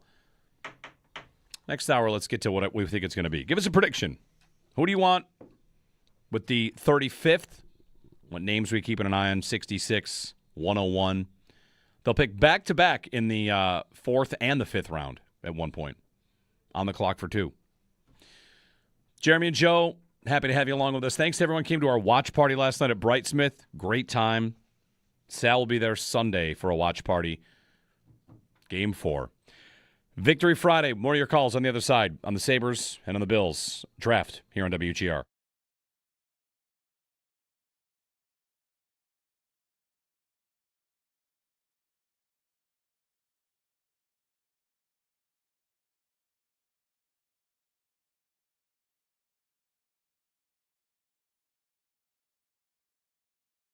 Did you feel like all 3 of their top lines, Paul, kind of looked dangerous all night? Because really, I don't know if any of them did in Game 2. And, I mean, especially with Oslin now centering that line with Doan and Benson, I felt like all 3 of their top lines, everyone wanted to see a better effort, look more dangerous. And it just felt like the Bruins, who are going to try to clog the neutral zone and not let you get speed. Like, I don't know, I felt like the Sabres were able to get speed kind of whenever they wanted to last night. Yeah. Look at the Bo Byram goal, where Oslin comes through the neutral zone with speed. He gains the line, gets it in. I don't know. Never got touched. And I don't know how he saw Byram. He said he saw Byram the whole way. Well, then he's got eyes in the back of his head because his back was to Byram. And Byram himself said, he goes, no, I didn't think he saw me. He goes, I was rather surprised the puck came. But he shouldn't have been, because that's what Oslin does. I mean, we've seen that a lot. And I'm wondering if Norris has been trying to play through an injury and finally he couldn't anymore, because quite honestly, if we go by what we've seen in the Boston game, we saw a huge upgrade on that line with Oslin from what Norris. Norris was honestly in the first 2 games nowhere to be found. Yeah. So now that he's injured and out of the lineup, I'm just wondering if he was trying to fight through an injury, because Oslin was better. Quite honestly, it was an upgrade on that line.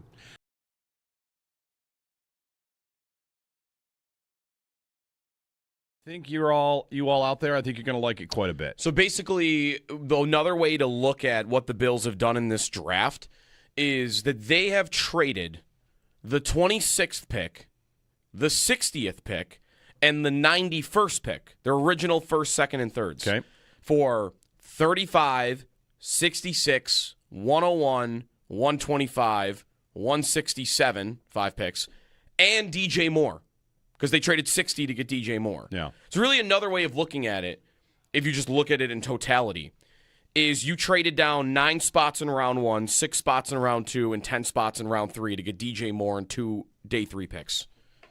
And doesn't, when you put it all together that way, sound way better? Yeah, and this is one of those spots where I actually want to allow that. Sometimes, people will put Trey White and Tremaine Edmonds and everybody in the Mahomes trade. Like, this is easy for me to directly tie in. Like, Josh Allen was not in the Mahomes trade. Right. Like they moved a lot of pieces. But for this one, going into this draft, for the receiver stuff, I used Brad Pitt in Moneyball and Jonah Hill because he gets open is like my meme, right? Like, because he gets open, that's what I want. Yeah. In Moneyball, the very famous scene is like, how are you going to replace Giambi in the aggregate? Mm-hmm. And the idea is, we'll trade a 2nd-round pick here, and then we're going to rebuild a 2nd-round pick by dropping in the draft 3 times, and they've done it? Yes. To me... So now you have almost the same as what you originally had, just again, round 1, if you look at your original picks, in round 1 you're 9 spots lower, round 2 you're 6 spots lower, round 3 you're 10 spots lower, but you still kind of have all of those picks now. Yeah. And listen, I want to give full credit to that process. That process, to me, sounds smart. Replacing that 2nd-round pick in the aggregate. And if you think about it, you could never do that with a 1st. If you trade a 1st, how are you going to get that 1st? Yeah, it's going to be You don't have high impossible. enough picks. Yeah. You can't trade out of the 2nd, 3rd, and 4th and rebuild a 1st. Yeah. But rebuilding a late 2nd seems doable.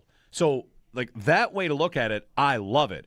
I also, however, want to leave space for the Bills are in a spot where you want to have good process, but results matter. We still are there. Bean could have the Krebs can't get the shot away. Tuck finds the puck. Scores! Oh my goodness, Alex Tuck picks up the loose puck and he rips it home, and the Sabres have stormed back on the road to take a 2-1 lead in period number 3. The Sabres take game 3, defeating the Bruins 3-1. Series now 2-1 in the Sabres' favor. Alex Tuck, Bo Byram, Noah Ostlund, they were the goal scorers, and Alex Lyon allowed 1 goal on 25 shots. Game 4 set for Sunday, face-off set for 2 o'clock. And you can join Brian Koziel and Owen Parker live this Sunday from 11 to 2 at Hamburg Taproom for pregame coverage of Game 4 and more. Enjoy $5 22-ounce Bud Light and Blue Light specials, plus Neutral Vodka Seltzer bucket specials, 5 for $25. Presented by Neutral Vodka Seltzer. Keep it tasty this playoff season. The NFL Draft saw Indiana quarterback Fernando Mendoza go first overall, as expected, to the Raiders. The night was defined, though, by heavy focus on the trenches, with 9 offensive linemen selected. The Bills traded back to the Texans, Patriots, and with the Titans for a plethora of later picks out of the first. Continues tonight. Round 2 starts at 7 o'clock. Coverage will be right here on WGR with Nate Geary, Zach Jones, and Derek Kramer. In baseball, the Yankees sweep the Red Sox at Fenway after their 4-2 win yesterday. The Mets have strung 2 wins together, beating the Twins 10-8, and the Blue Jays back in action today, hosting Cleveland at 7:07. That's your Paddock Chevrolet Sports Update. Paddock Chevrolet, with you for the extra mile since 1935. I'm Joe Cali for Western New York's Voice of the Fans, WGR.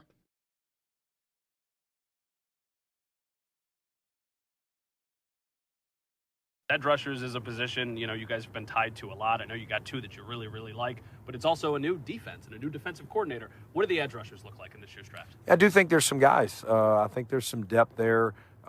Starting in round 1 and kind of moving down. So we'll see how that falls. But I think there could be some opportunities for us in this draft.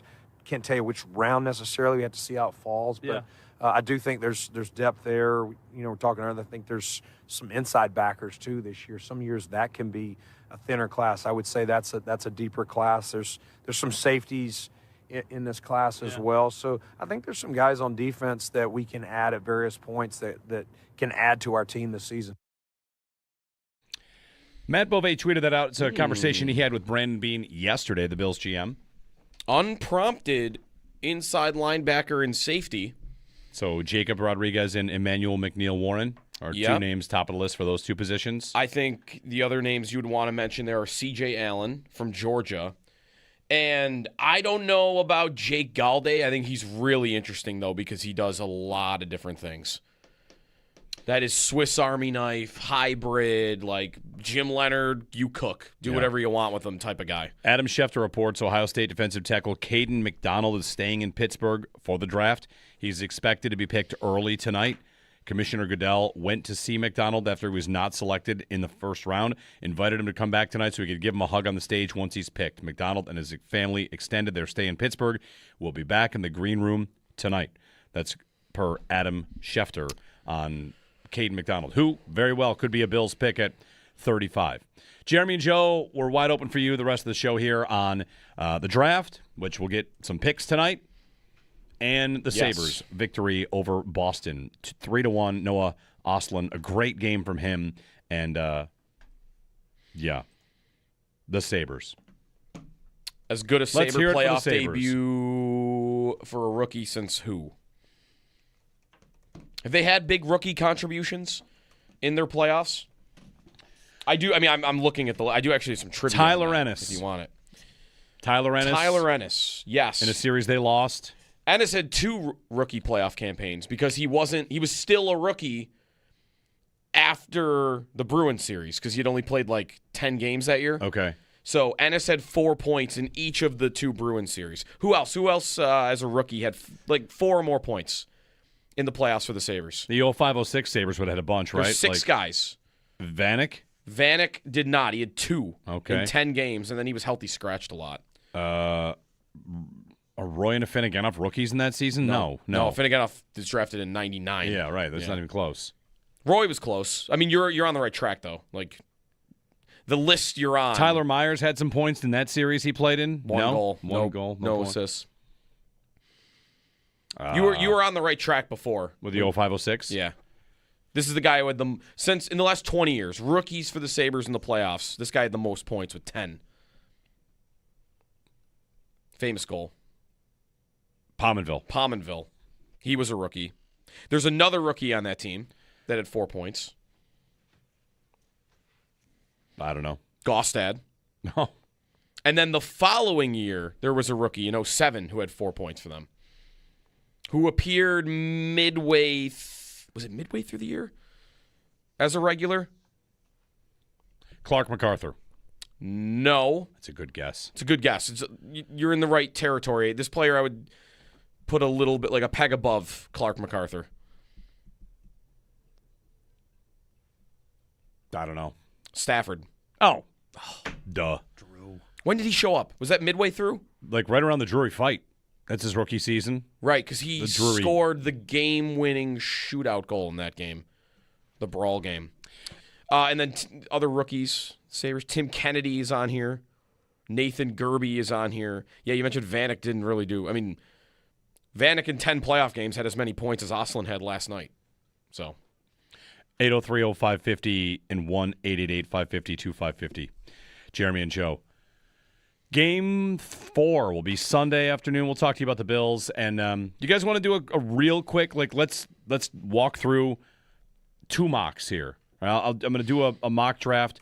Stick to the model.com. You can jump right in where the picks are right now. So the Bills are 3rd on the clock. It's going to go San Francisco, Arizona, Buffalo. San Francisco also traded out of the first round to get to this spot right here. So I'm going to start the mock, and we're going to do the second and the third round. Caden McDonald goes as the first pick, and Denzel Boston as the next pick. On Boston, quickly. Like Denzel Boston. I only want the Bills to take Denzel Boston if Keon Coleman is gone. Okay? Boston's not a field stretcher. He's good. He's better than Coleman. And I keep saying I think he does what they thought Coleman could do. If they're going to go receiver and they go Denzel Boston, I want Coleman gone because he just takes the spot of like the big-bodied ball winner. But he does beat man coverage. Right. To that exact point, I brought this up like last week.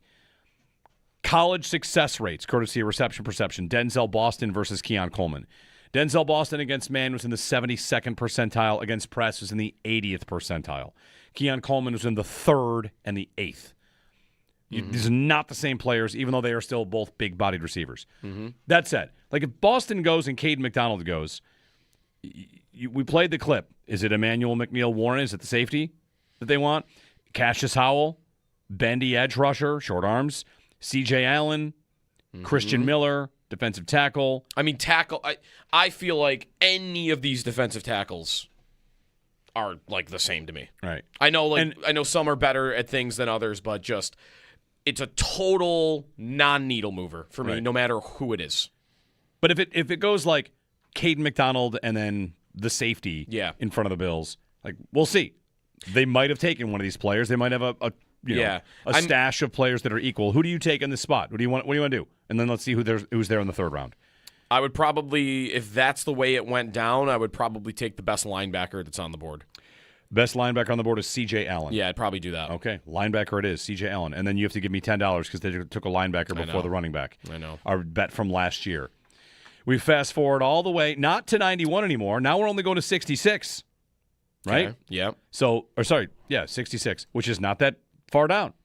At 66, your best players available are Clemson receiver Antonio Williams. They met with him. I do not want them to draft this player. No. This guy is a gadget around the line of scrimmage, not explosive. He's of all the redundancies, Antonio Williams gives them slot redundancy with Shakir. I don't think it's a fit, but whatever, they could do it.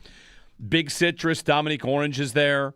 Elijah Surratt is there at receiver if you like him. Is Jeremy Bernard still there? Ted Hurst is here. You want to Jeremy Bernard of Alabama is here. Is Chris Brazzell is gone? Chris, I believe they're both gone, yes. Okay. You have Skylar Bell, you have Ted Hurst, and if you want to get into the edge rushers, the top edge rusher is the Kieran Crawford out of Auburn is the name. Jishawn Barham, I like him. Michigan. Yeah. Could do that? He's another one of these guys that has played multiple positions. Like little bit of you could move him like off-ball linebacker and edge rusher. You could put him in different spots. I mean, he's probably going to be more of an edge rusher in the league, I'm sure. But we might be able to. Yeah, maybe I could take one of those edge rushers. But here's the thing. Here's the thing about 66. It's so close to their next pick, which is the first of the fourth round. Yeah. That they might say, all right, let's grab our guy here and then move up from 101 to 83, right? Mm-hmm. So who do you want to pick here? You want to be Barham? Make it Barham. Okay. Yeah. This board says that's a reach. We don't care. We're going to do that and then go a couple picks here. And do I want to get up to 77? The value chart to go from 101 to 80 is 100 points. Yeah. That's the other two fourths. You could trade all three of your fourths that you kind of just built to get back in the third round if you wanted to. If you want to move up to 90, it's 50 points. It's one of your two fourths. Yeah. 120, like number 125. So, I would like that for, especially if I've gotten a linebacker, I've gotten an edge rusher, like I've started to address defensive needs. What is that's where I'd be looking. Okay, what's left at receiver? Because I'd like to make that happen there. I don't know if Chris Bell is gone in this already. Or, Chris Bell is gone.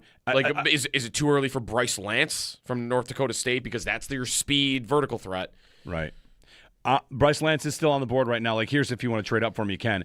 We just had a run of receivers.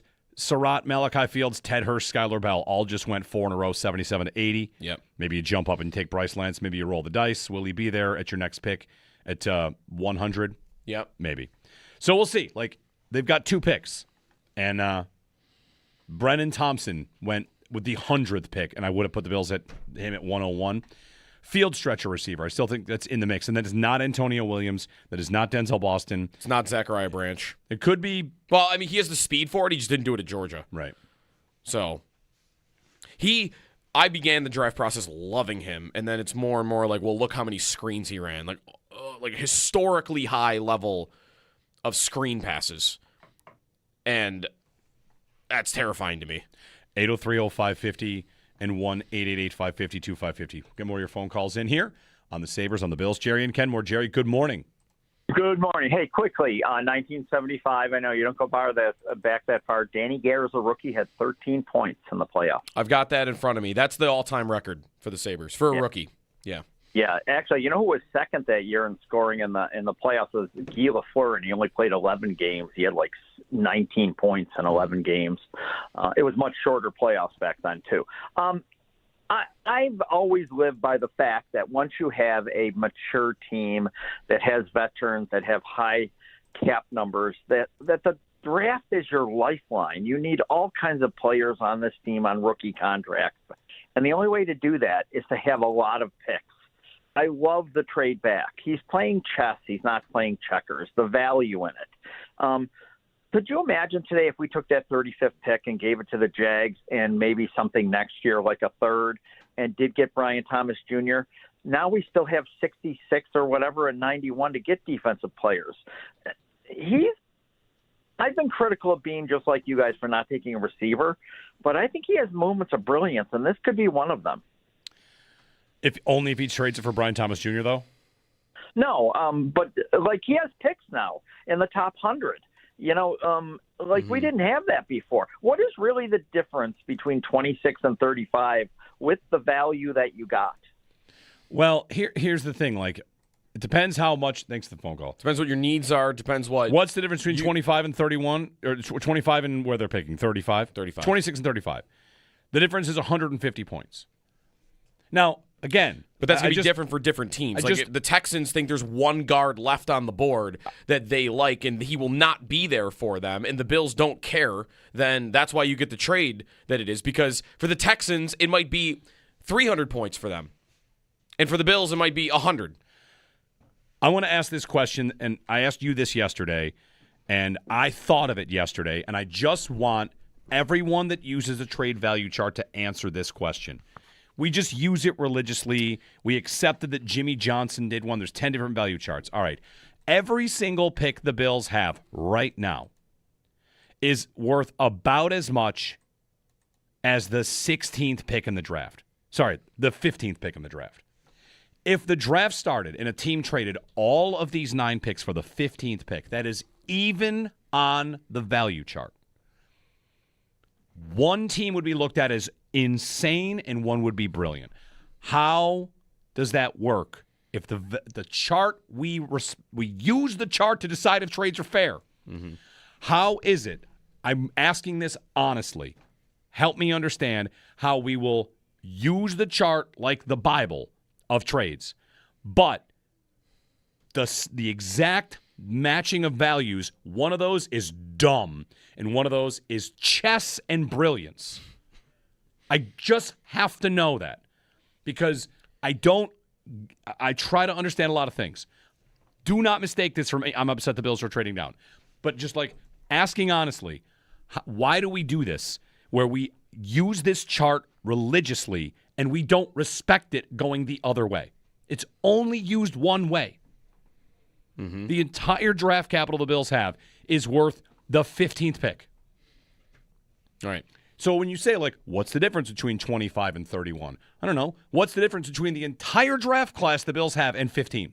Mm-hmm. The answer is nothing.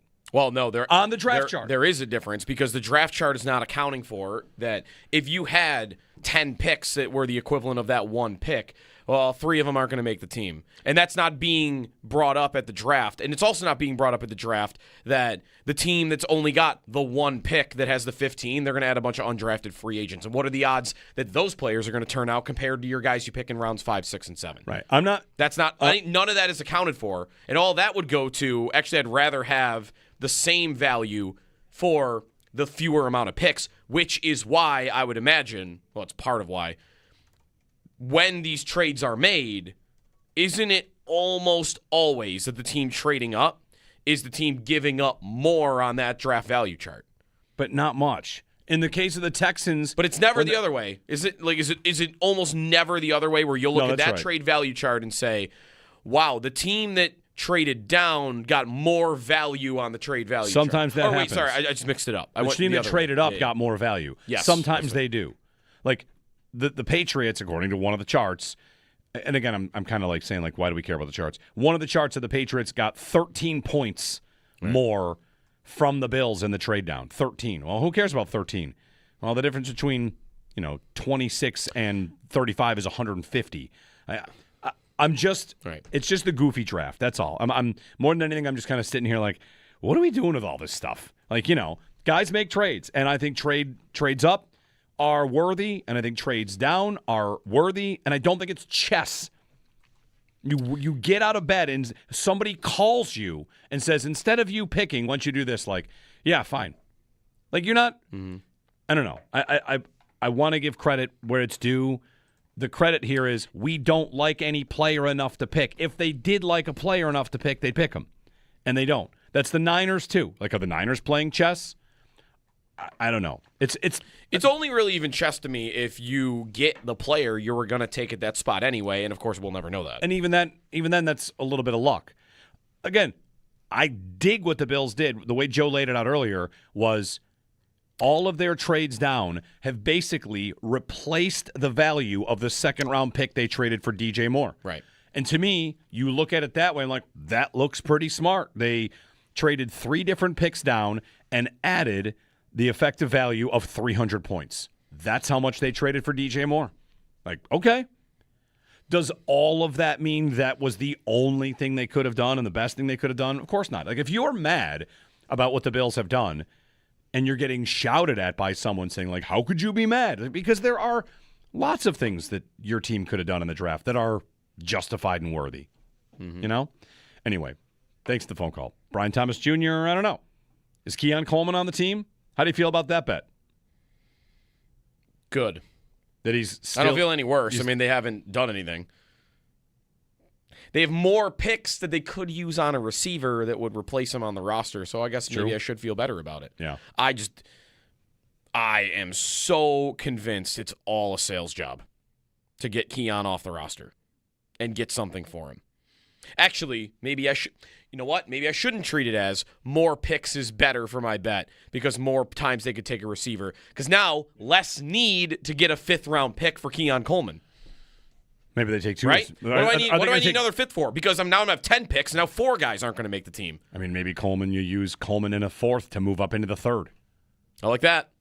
Maybe. I'm into that idea. I remain staunchly of the belief he's on the team. The original call about Brian Thomas Jr., the report yesterday, was it Florio, I think, that had it? I don't remember who. Was that he was maybe going to be leveraged to get the Jaguars back into round 1 because they didn't have a 1st-round pick. Well, round 1's been completed. So, I don't know. Would they care? Is early round 2 good enough for them? I don't know. I think Travis Hunter came out recently and said, like, I don't know where you guys are getting this. I'm only playing corner going forward. He's going to play receiver. He's going to play, maybe he's going to play full-time corner, but he's not going to play receiver. So, plus they paid Jacoby Myers and you have Parker Washington. I think that could still be an idea, Brian Thomas Jr. Not for the Bills, though. What about Kayshon Boutte? You just dealt with New England. Are they going to dump him?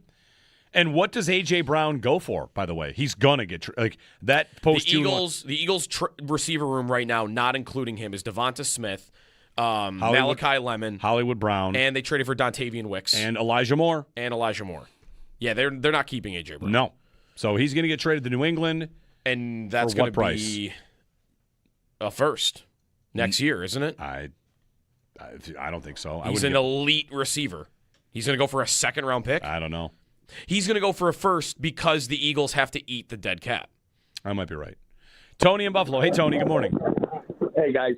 At the very least, I think Bean has made for a very exciting Friday night for us. I'm Agreed. with Sal on the 2.5 over for tonight and the picks that that we're going to have. But I don't want to see Bean go full-blown Tim Murray with all the picks that he has. And here's the reason why. I might just be saying the same thing as a lot of other people, but with a little different slant. I think during the McBean era here, I think depth has been a real strength of this football team. And I feel like coming into this year, it remains a glaring weakness. And I get it, right? You want good football players above all else at the top end of your roster. That's who's going to win you championships. But depth matters. Well, during the course of a 17-game season, we have had fill-ins in years past that have helped us, to better our position in the playoffs and stuff like that. And I just think the cupboards are bare at some positions behind the starters. And for that reason in particular, I like the moves for that purpose. Thanks, Tony. Let me make if I could, a Sabres comparison here with the Bills. I tend to agree that if you look at their starters, especially on the defense, why is the cupboard bare? It's because they went to the cupboard again and again and again and again and again on Jordan Phillips, Trey White, Jordan Poyer, Taron Johnson. Mm-hmm. They squeezed everything they could out of all these guys. And we've kind of seen it that when A.J. Epinesa is still out there, right? Not signed. All of them are. Bosa's still out there. Bosa's out there. Milano is still out there. The defense was an aging defense that had a lot of pieces that they hoped would hit, and those pieces did not hit. And, whatever. Sean McDermott got fired. I think one of the things people do is give him credit for holding that defense together when it was really falling apart, old, hurt. And what's next year's defense going to be maybe? Young, athletic, fast. I think about what changed with the Sabres in the last year or two, and over the course of this build, the end of the Kevin Adams build, what they get? Super fast. Mm-hmm. They got really fast. They stopped being a big team, and they started being a big and fast team. And the overhaul on this defense, whether it's schematically or if it's just we're going to have a bunch of young guys, and the hungriest dogs are going to eat, and it's just going to be we're going to throw a lot at training camp, and we're going to come out of this thing with better starters and better depth. I think this is a good path to get to that. So it's funny, every time their depth right now, because you pull up what their depth chart looks like. You'd like to get to a place where the guys that are listed number 1 on their depth chart, that's now your depth, right? In some cases, Like if they draft for sure. if they draft C.J. Allen tonight, then maybe Dorian Williams goes from I'm hoping this looks good as my starter to okay, now he's depth again. Yeah. Or T.J. Sanders, who like right now might be listed as a starter. Monday, it's okay, now I got a guy from a second-round pick last year, and now he's depth. Versus right now, you might feel like you're counting on him more than you want to. So we'll see, I guess. I'm still...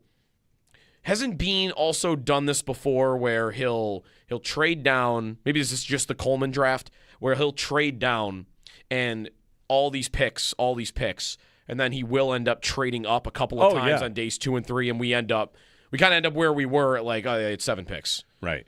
Which, again, like it's kind of like the rhetorical question again.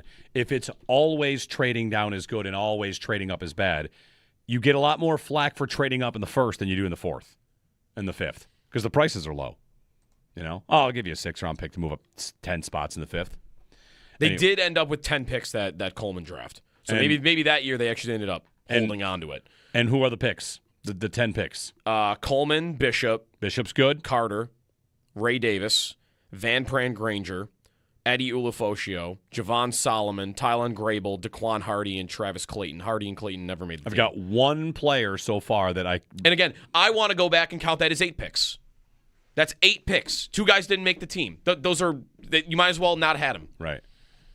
And you've got Bishop, good. Coleman, Ray Davis, fine. That's you Bishop out of it. If Bishop... I said this earlier, and I hold to this. I think if you get one elite player and the rest of your draft is nothing, I would rather have that than 3 or 4 pretty good players. If Cole Bishop becomes an all-pro safety, and draft. I'm pretty encouraged by what he looked like in year 2, I do not care what Keon Coleman becomes. I do not care what Ray Davis or Dwayne Carter becomes. You tell me you get an all-pro out of that draft, I'll take that. 803-0550 and 1-888-552-550. Jeremy and Joe, give us a ring. Have a couple tweets about like Waddle. They could have traded that first for Waddle. That's right, they could have. And they'd have Waddle and a second instead of like DJ Moore and all this. Like that's the point I was making. Like you might like Moore better than Waddle. But they recreated the second-round pick in the aggregate. And I don't think you could recreate a first-round pick with other trades down, and you can recreate a second-round pick with all the trades down that they've done. So if you subscribe to the charts, the value charts, which a lot of people do, then I think you've got a good like blueprint here to a point. Just got to hit the picks. Hit the picks. Who are they? We want to know which players we love. There was a tweet from Jordan Schultz in the last few minutes. Not that this really is anything, but that keep an eye on Emmanuel McNeil-Warren for the top. I mean, we're already doing that, right? Yeah. He's like best player available on a lot of people's sites. And what's the Niners' top need? The Niners' top need is going to be offensive line. They just paid Trent Williams again, right? Yep, but he's old. Okay. Stick to the model lists offensive tackle as the biggest need for both San Francisco and Arizona. Offensive guard, D-line, edge. Stick to the model does list the Bills' number 1 need as wide receiver.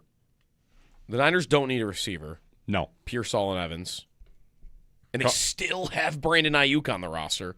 But there's 0% chance. I did get a text about that. Would you want to trade one of these picks for Brandon Ayuk? Which pick? And also the answer is there's an answer in me that's yes. I just want to know what pick it is. It's not 35. No, it's not 66. Anything after that is a definite yes. 3rd rounder? What's his cap hit? $14 million?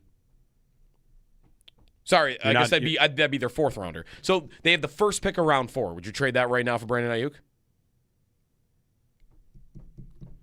It's a trick question. I can't be asked. It's a trick question. It's as direct a question as possible. Because I don't know what his deal is. He might be kind of nuts. I mean, he drove past the stadium really fast, right? And otherwise, he hates the Niners, which everybody there hates the Niners. That's kind of true. They all the contract stuff. Yeah, I don't. And the team that we thought was going to go get him drafts a receiver, Washington. Washington, yeah. Like Washington was the tie-in, and they draft Jordan Tyson, so. Listen, if they come, they're not going to do Brandon Ayuk. They're not going to do that. But there was. I just searched Brandon Ayuk to see what was if there's a rumor on him lately, and the only thing I saw is that he posted on Instagram recently and looks extremely out of shape. So I was going to say, I'm on to you guys. That's not You're all in on this joke against me. Well, I try to sit here and tell you how I'm into bendy edge rushers and defensive tackles make sense, and like this guy's, and then you guys just like throw a piece of wide receiver meat in front of me and get me talking about wide receivers. It's not fair. I didn't ask you about It's round not 2 or 3 fair. or 1. I mean, I'm asking you about a 4th round pick. But it's Ayuk. I mean, like Ayuk is when he's healthy and head on You're straight. taking risk, right? Like what? You're taking risk. Your worst case scenario is he never plays for you because, like, really, that would be possible. You could trade for him and he would never play a snap for you because there is all of that off the field risk. There's also a possibility he could come in and be an 1,800-yard receiver for you. Total extreme ends of the spectrum because he's that talented, that good, and right, like I wonder too, like what is all the stuff off the field? Was it just contract stuff? Was it just speeding? Not that that's nothing, because he was going like 100 miles an hour. What else is there with Brandon Ayuk? Like, because I've never really heard the list of like, oh, this. It's just always like believing the Niners at their word that this dude's a problem. He signed he signed for like $120 million, and then like they got hurt. They voided his guarantees. I don't know. They were mad because he did new rehab in the building? Like, he just got hurt, right? He wore the wrong shorts to practice once. I remember that. Yeah. All right. Break time, 803-0550 and 1-888-550-2550. Victory Friday. Sabres win. Bills drafting tonight. And Boston's whining. A lot of whining out of Boston.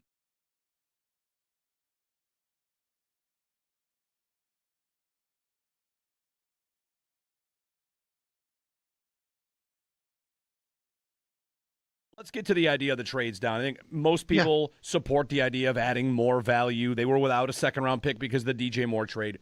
Do you think, my hypothesis here, if there is one, is, of course, there's a player that was taken before them that they probably would have been like, oh, wow. Make it Caleb Downs, make it Reuben Bain. I'm not even making any accusation, but the 4 picks right before them are 4 guys that I think could have been feasibly in their sights, and a trade down might have been something they thought about because they thought our guys won't make it here. And whether that's Dylan Thieneman or Malachi Lawrence or Casey Concepcion or Akeem Mesidor was another one. Like those 4 guys were all positions we think they will attack that went right before them, and maybe not, but I feel like, the run before might have been an easy decision for Brandon Beane to trade down, or it might have just been that Houston paid an incredible price. Right. Like, that was a big price for the Texans to move up 2 spots, for the Bills to basically move from the back of the third to the front of the third. So it's a great question, and it's what we would love to know, but I don't think we'll get the actual specific answer, which is understandable from Brandon Beane. I wrote about this at WGR550.com, which is this. What we'd love to know, and I don't think we will actually know this, and maybe he can give us a general sense and we can figure it out. When did he decide to move? That's the key point, right? So, because, Jeremy, you're right. He could have been literally, oh, my God, Casey Concepcion and Dylan Thieneman. We're going to have our choice of one of these guys. Oh, my God, I can't believe they just went 24 and 25. Yeah. They're both gone. It could have been that. There's no doubt about it. He could have decided, he could have been ready with the card in his hand with something written on it. Those guys get taken, and he says, I got to trade out of this spot. He also could have decided maybe midway through the round, as we've talked about, far less first-round graded players than normal. Hey, you know what? This is kind of going the way we thought. We're not going to have anybody there. Let's just start working the phone lines now. We only get 8 minutes more on the clock. Let's just make sure we're ready. Let's move out. What's the best trade we can get? Or, guys, it's possible this was the plan all along. And as I wrote yesterday, hours before the draft, best case scenario is the Bills move down. Mm-hmm. Look, I know, and the reason I say that is because it's just conventional wisdom that this draft did not hold the type of talent and the value at 26 that you would get in many other drafts. So the draft, to me, the draft is about value. The draft is about getting the best players at closest to the proper value you can get those players. And if you're even a month out going, man, I just don't like where we're sitting here with the lack of talent that's going to be available, you start to talk to teams at the combine, at the owners' meetings, and say, we're really thinking about maybe moving out of 26. Let us know if there's a guy, at that time. We'll start. I think it's very possible that could have happened here.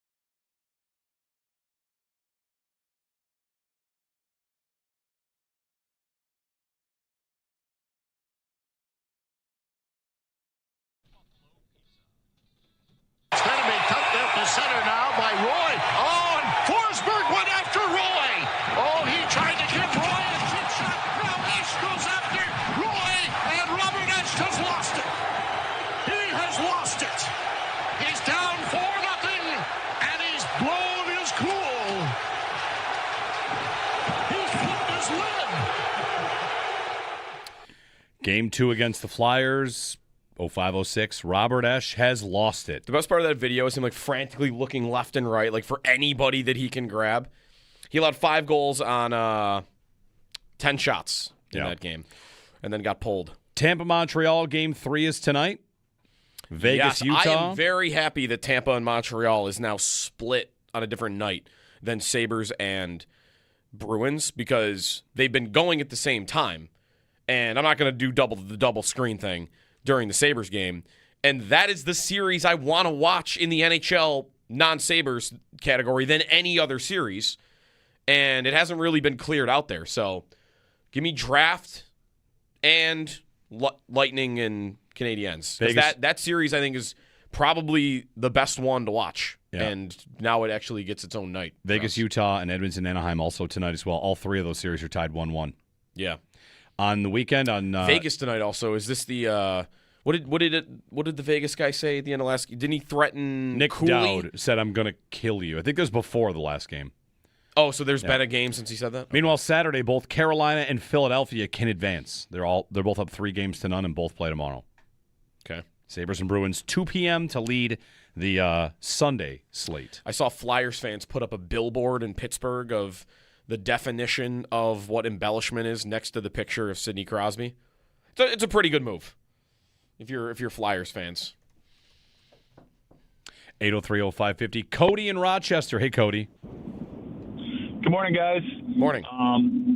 I'm begrudgingly agreeing that what Brandon Beam did last night was very smart. I'm shocked that we were able to move back 3 times that far back into into the same round there. So, but my question is, I really wanted Casey Concepcion, and obviously he was picked two spots before us.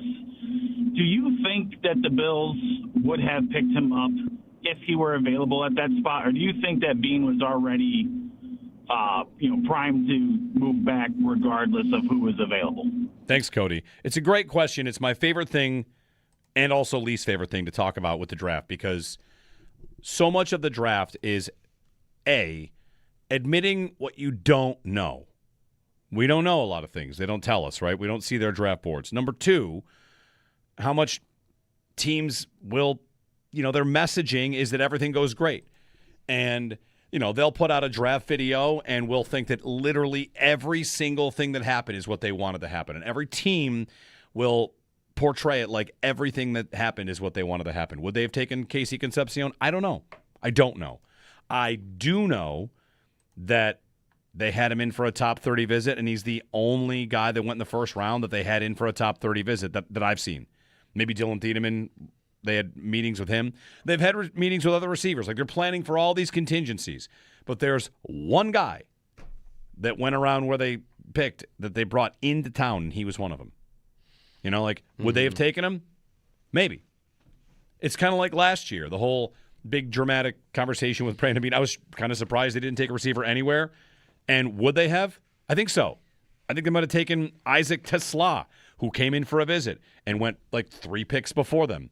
Would they have taken, especially now that we're in the second and the third and fourth round, you know how many of these players the Bills would take in the right scenario? Like 100. Think of your own, I hate to do this and love to do this too. Think of your own strategy going into a fantasy football draft. Who are you going to get in this draft? Well, honestly, I could come out with 37 different players. I know a couple that I like. I know a couple that I might be forced into. I know if the board falls a certain way, I'm going to go this direction. And that's the other part about it. Let's say they go defensive tackle here, right?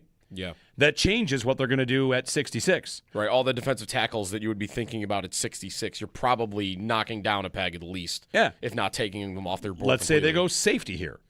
Okay, you're definitely not going safety at 66. Right. Let's say you go wide receiver here.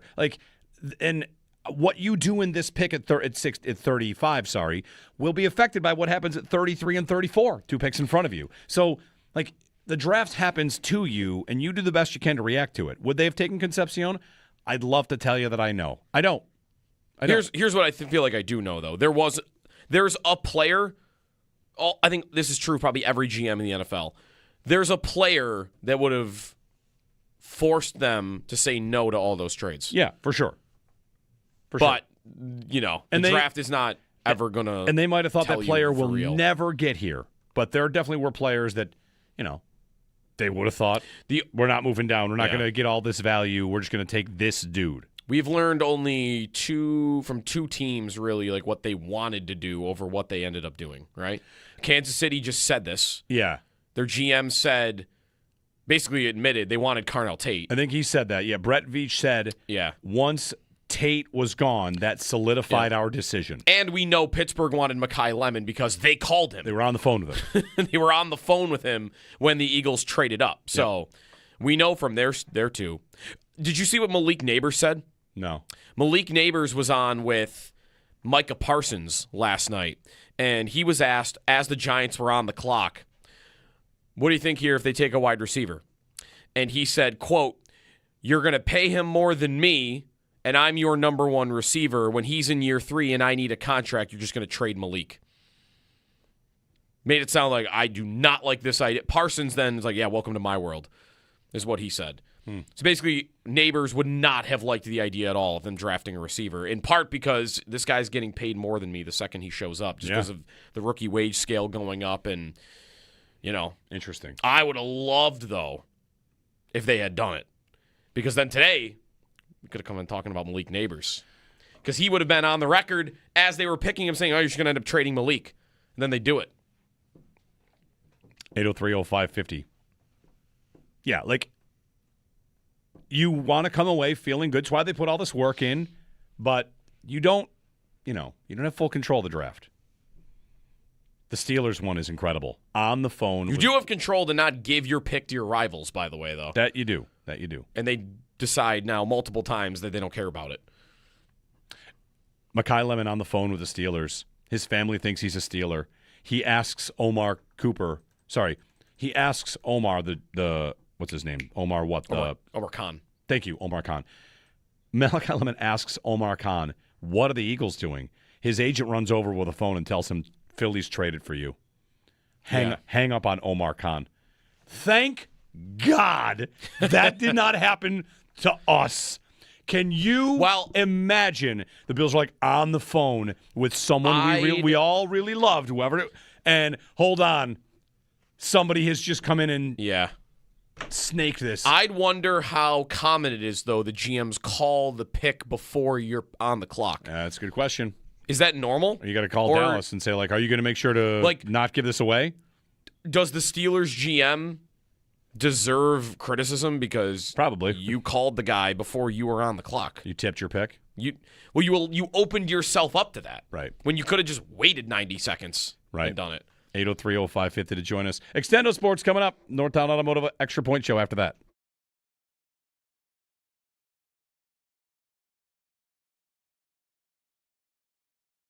I liked Lyon a lot in that game.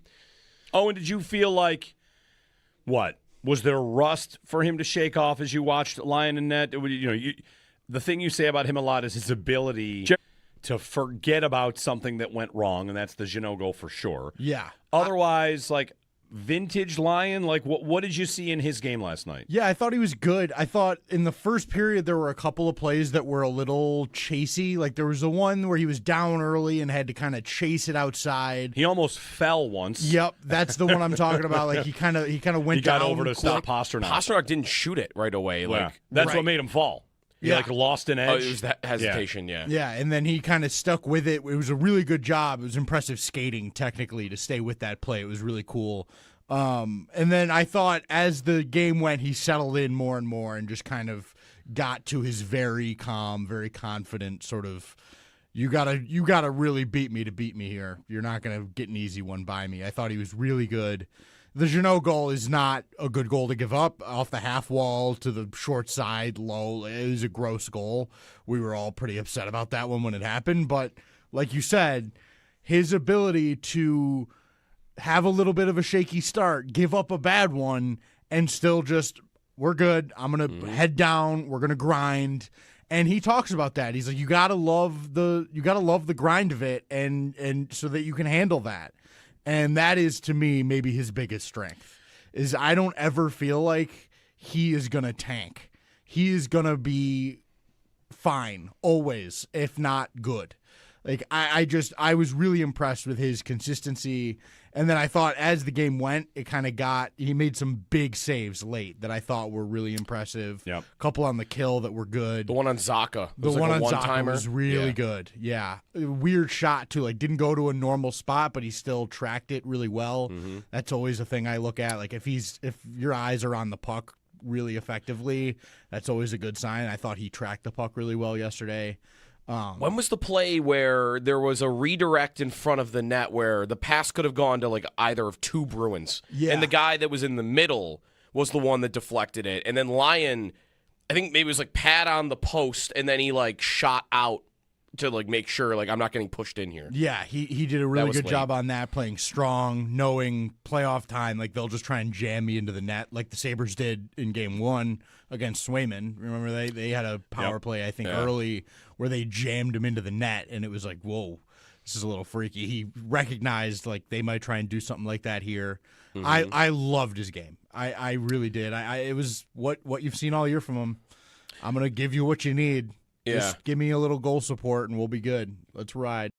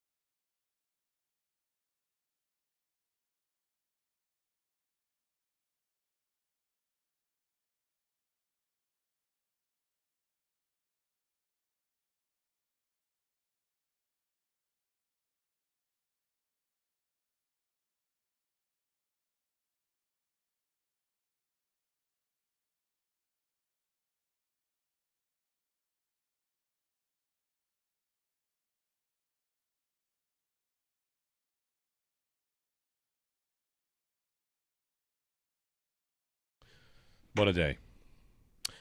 So I have a bit of an announcement. You've traded back out of the 35th. Yes. This is maybe going to be my last show for a few weeks at least, because I'm going to be a dad in the next couple of days, which coincidentally lined up with the Sabres playoffs. So yeah. So I'll miss the playoffs for a few weeks. How about it? Let's go. What are we thinking? They'll still be alive? The Sabres? Yeah. I mean, yeah. Game 5 is Sunday. Game 6 No, I mean like when you come back? Yeah, when I come back in a few weeks. And when you coming back? Playing it by ear. What if it was 3 weeks? That'd just be round 2, right? Yeah, like so are they going to win the series? We're deep into like Tampa or Montreal. Yep. All right, we got to go. All right. Well, I'll talk to you. Keep us posted. Yes, I'll send pictures. All right. To everybody. Tremendous news. Tremendous news. All right, Northtown Automotive Extra Point Show is coming up, and back Monday to talk about it with you. The draft, Game 5, preview Game 5. And get all on Game 4. All right, go Sabres, go Bills.